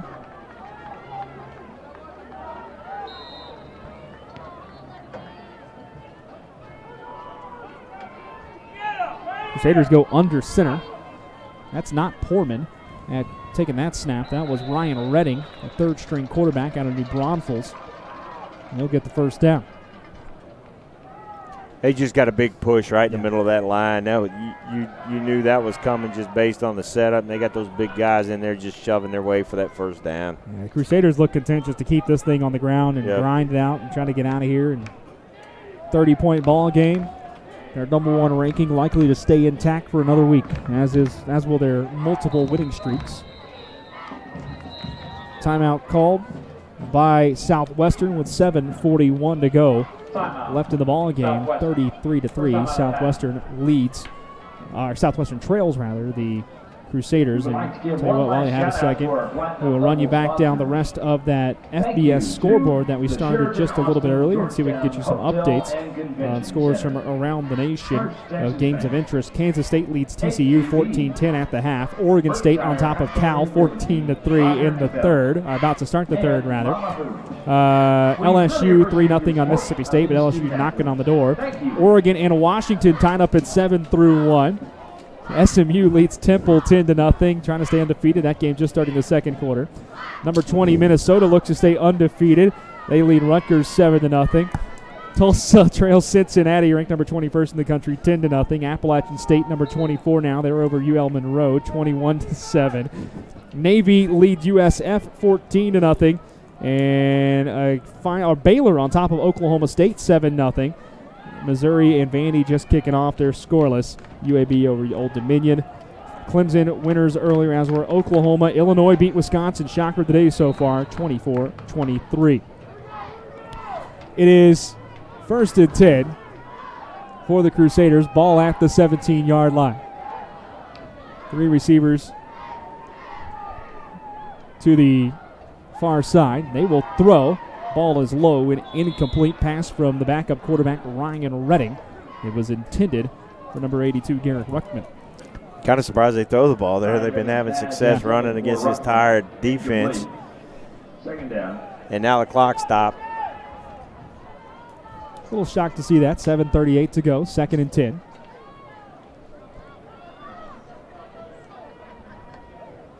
Redding. Back there, I think he's got McDaniel in the backfield with him. He does. They're leaving most of the starters out there to let Redding work with this. I do see Haas out there. He's second on the 2 deep at 1 wide receiver spot. Redding to throw. Blitz coming, and another throw short and incomplete. He had big number 56 right in his face for Southwestern. That's Gage Bernard, the sophomore. And you saw one of the dangers out there this late in the game. There was a blitz from the right side of the defensive line, left side of the offensive line, and wide open shot on the quarterback right after he threw the football. 3rd and 10. Southwestern looking to get a stop about halfway through the 4th quarter.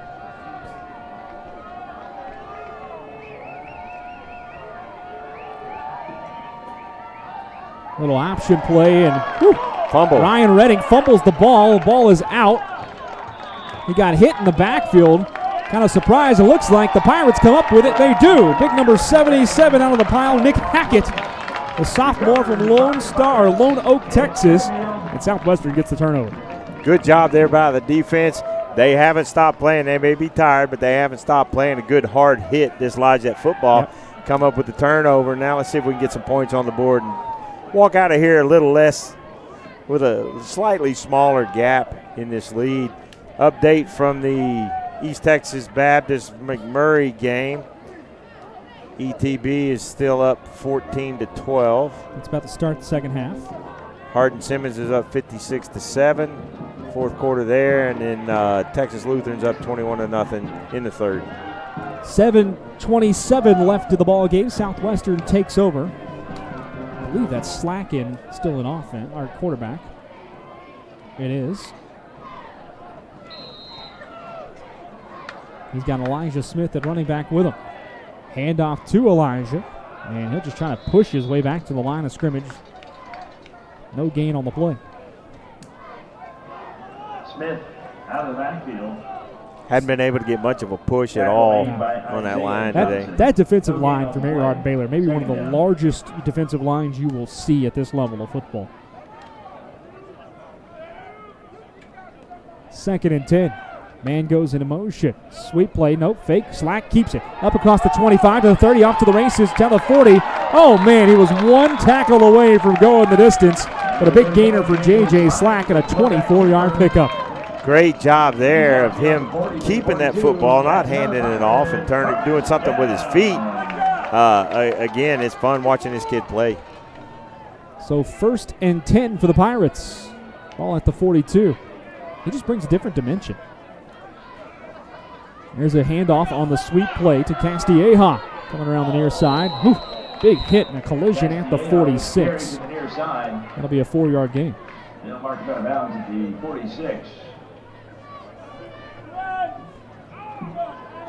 4-yard gain on the play. 2nd down, 6 to go. You got to like, I know Southwestern go down 33-3, but I'm like you, Kelly. I like what I see with Slacken at quarterback and the dimension that this offense goes to. Well, it gives you some capacity for a little more mobility at the quarterback position to do some things that you haven't been able to do before. Fake handoff. Slack takes it up the middle himself. Across the 50. Flag goes back in around the line of scrimmage. It would be a 1st down if it holds, but I don't think it's going to. The play stands, I should say, but okay, holding might be the operative word.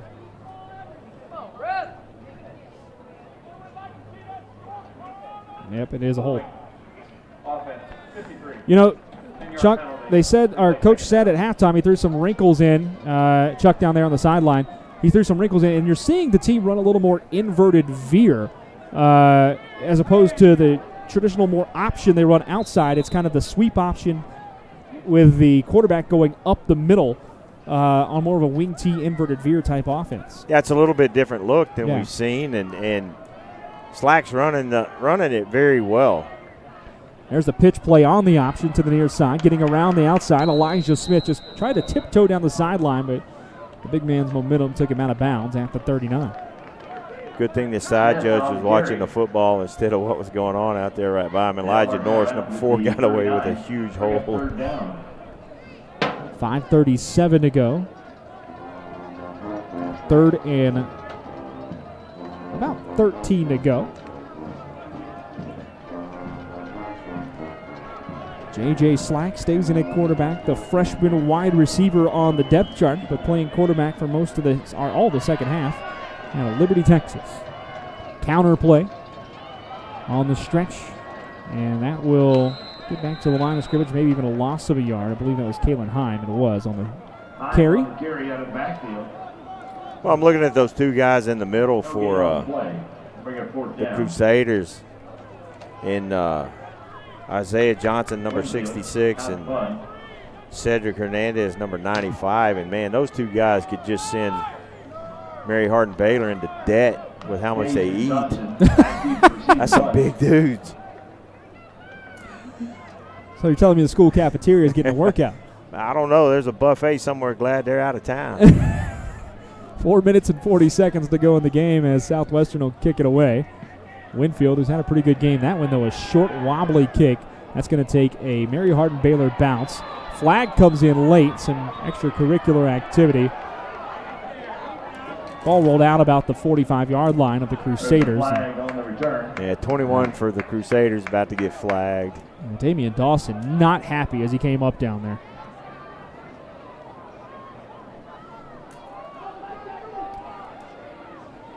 We'll wait for the official word where they're going to move this thing.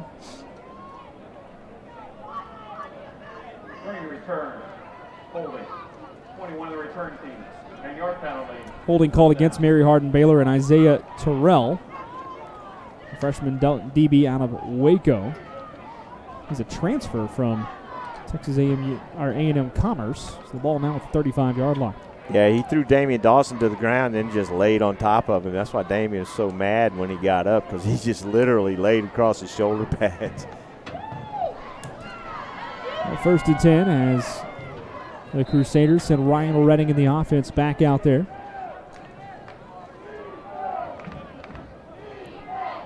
Handoff up the middle, a little stutter step in the hole before moving forward for Jovel McDaniel. He's out to the 43. 8-yard pickup on 1st down. I'll be really surprised if we see a pass on this possession. The only way I see it, and actually that's not Redding anymore in there, that's Tommy Bowden, the freshman out of Brownwood. Tommy Bowden, not the former coach, though. I know what you're thinking. He's got sons. Isn't Tommy Bowden one of his sons? It is. He is. He used to be the head coach at Clemson. Yeah. There's a carry by Bowden over the 50 as he's able to get to the Southwestern 48-yard line. Quarterback keeper. 9-yard gain and a 1st down. Marking down at the 48-yard line of Pirates. Be a Crusader 1st down. That caught me off guard, too, when I read it. It's like a little familiar.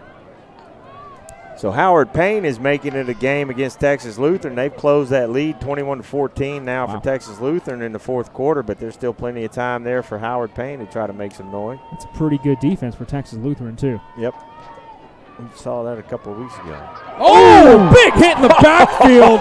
My goodness. Damian Dawson just laid the wood to Brenton Martin on the screenplay. Hold on, Chuck. How did that sound down there? It was very loud.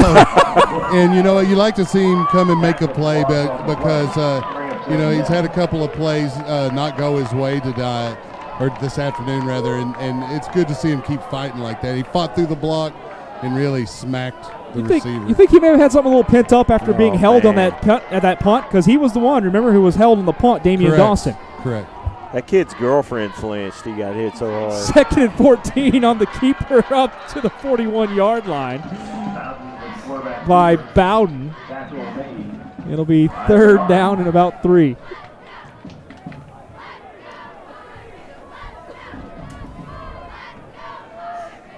Two minutes and 30 seconds left in the ball game.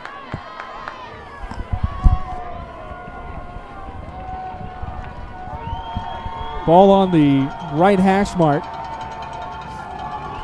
for Mary Hardin-Baylor. Fumbled on the snap. Bowden picks it up. He picked it up with a knee on the ground, though, so that's going to be a dead ball. Technically goes for a sack, and it's 4th down. The quarterback keeper be down at the 46-yard line. Ball officially marked at the 46, so here comes 4th down. Well, they get one more shot at it. Try to put some points on the board. Yeah, this is going to be the 2nd lowest scoring output for Mary Hardin-Baylor this year. Number 2. Well, and you know, you take half of the mistakes away that the Pirates have had, and this is probably it's a totally different football game. But you know, that's just part of the game. But a little spiraling kick. Ball will bounce through the end zone for a touchback with 1:26 to go. I guess if you don't want your kick returners to make a mistake, you just don't put them back. Send everybody go for the block at this point. Let it happen. 1st down and 10 from their own 20-yard line. I like the strategy. Ball at the 20. Surely some things for Coach Austin to be proud of today, despite the it looks to be a 30-point loss with a minute and a half to go. But also a lot that you can go back to the tape and go, guys, you played with the number 1 team in the country who hasn't lost in nearly 2 years, and you played with them through the whole game, and really you had chances. And I think that's something to build on with the program. Man goes into motion. That's a new quarterback in there for Southwestern. I believe that's Hank Moore, the freshman. He gets out to the 24. Yeah, it's like you were saying, this is a 30-point loss that you come away with feeling pretty good about your team. Yeah, I don't see that too often, but that's what you're going to have right here. Hank Moore, by the way, the freshman out of Stephenville, Texas. I think he's getting his first look this season. Stephenville, a very, very good high school football program in 4A level. Everybody, the entire left side of the line jumped from Mary Hardin-Baylor there. should be an offside penalty. Stephenville High School was here for a game earlier this season. Was that you and me on that game? I did not have that game. All right. I think you and Rob were on that game.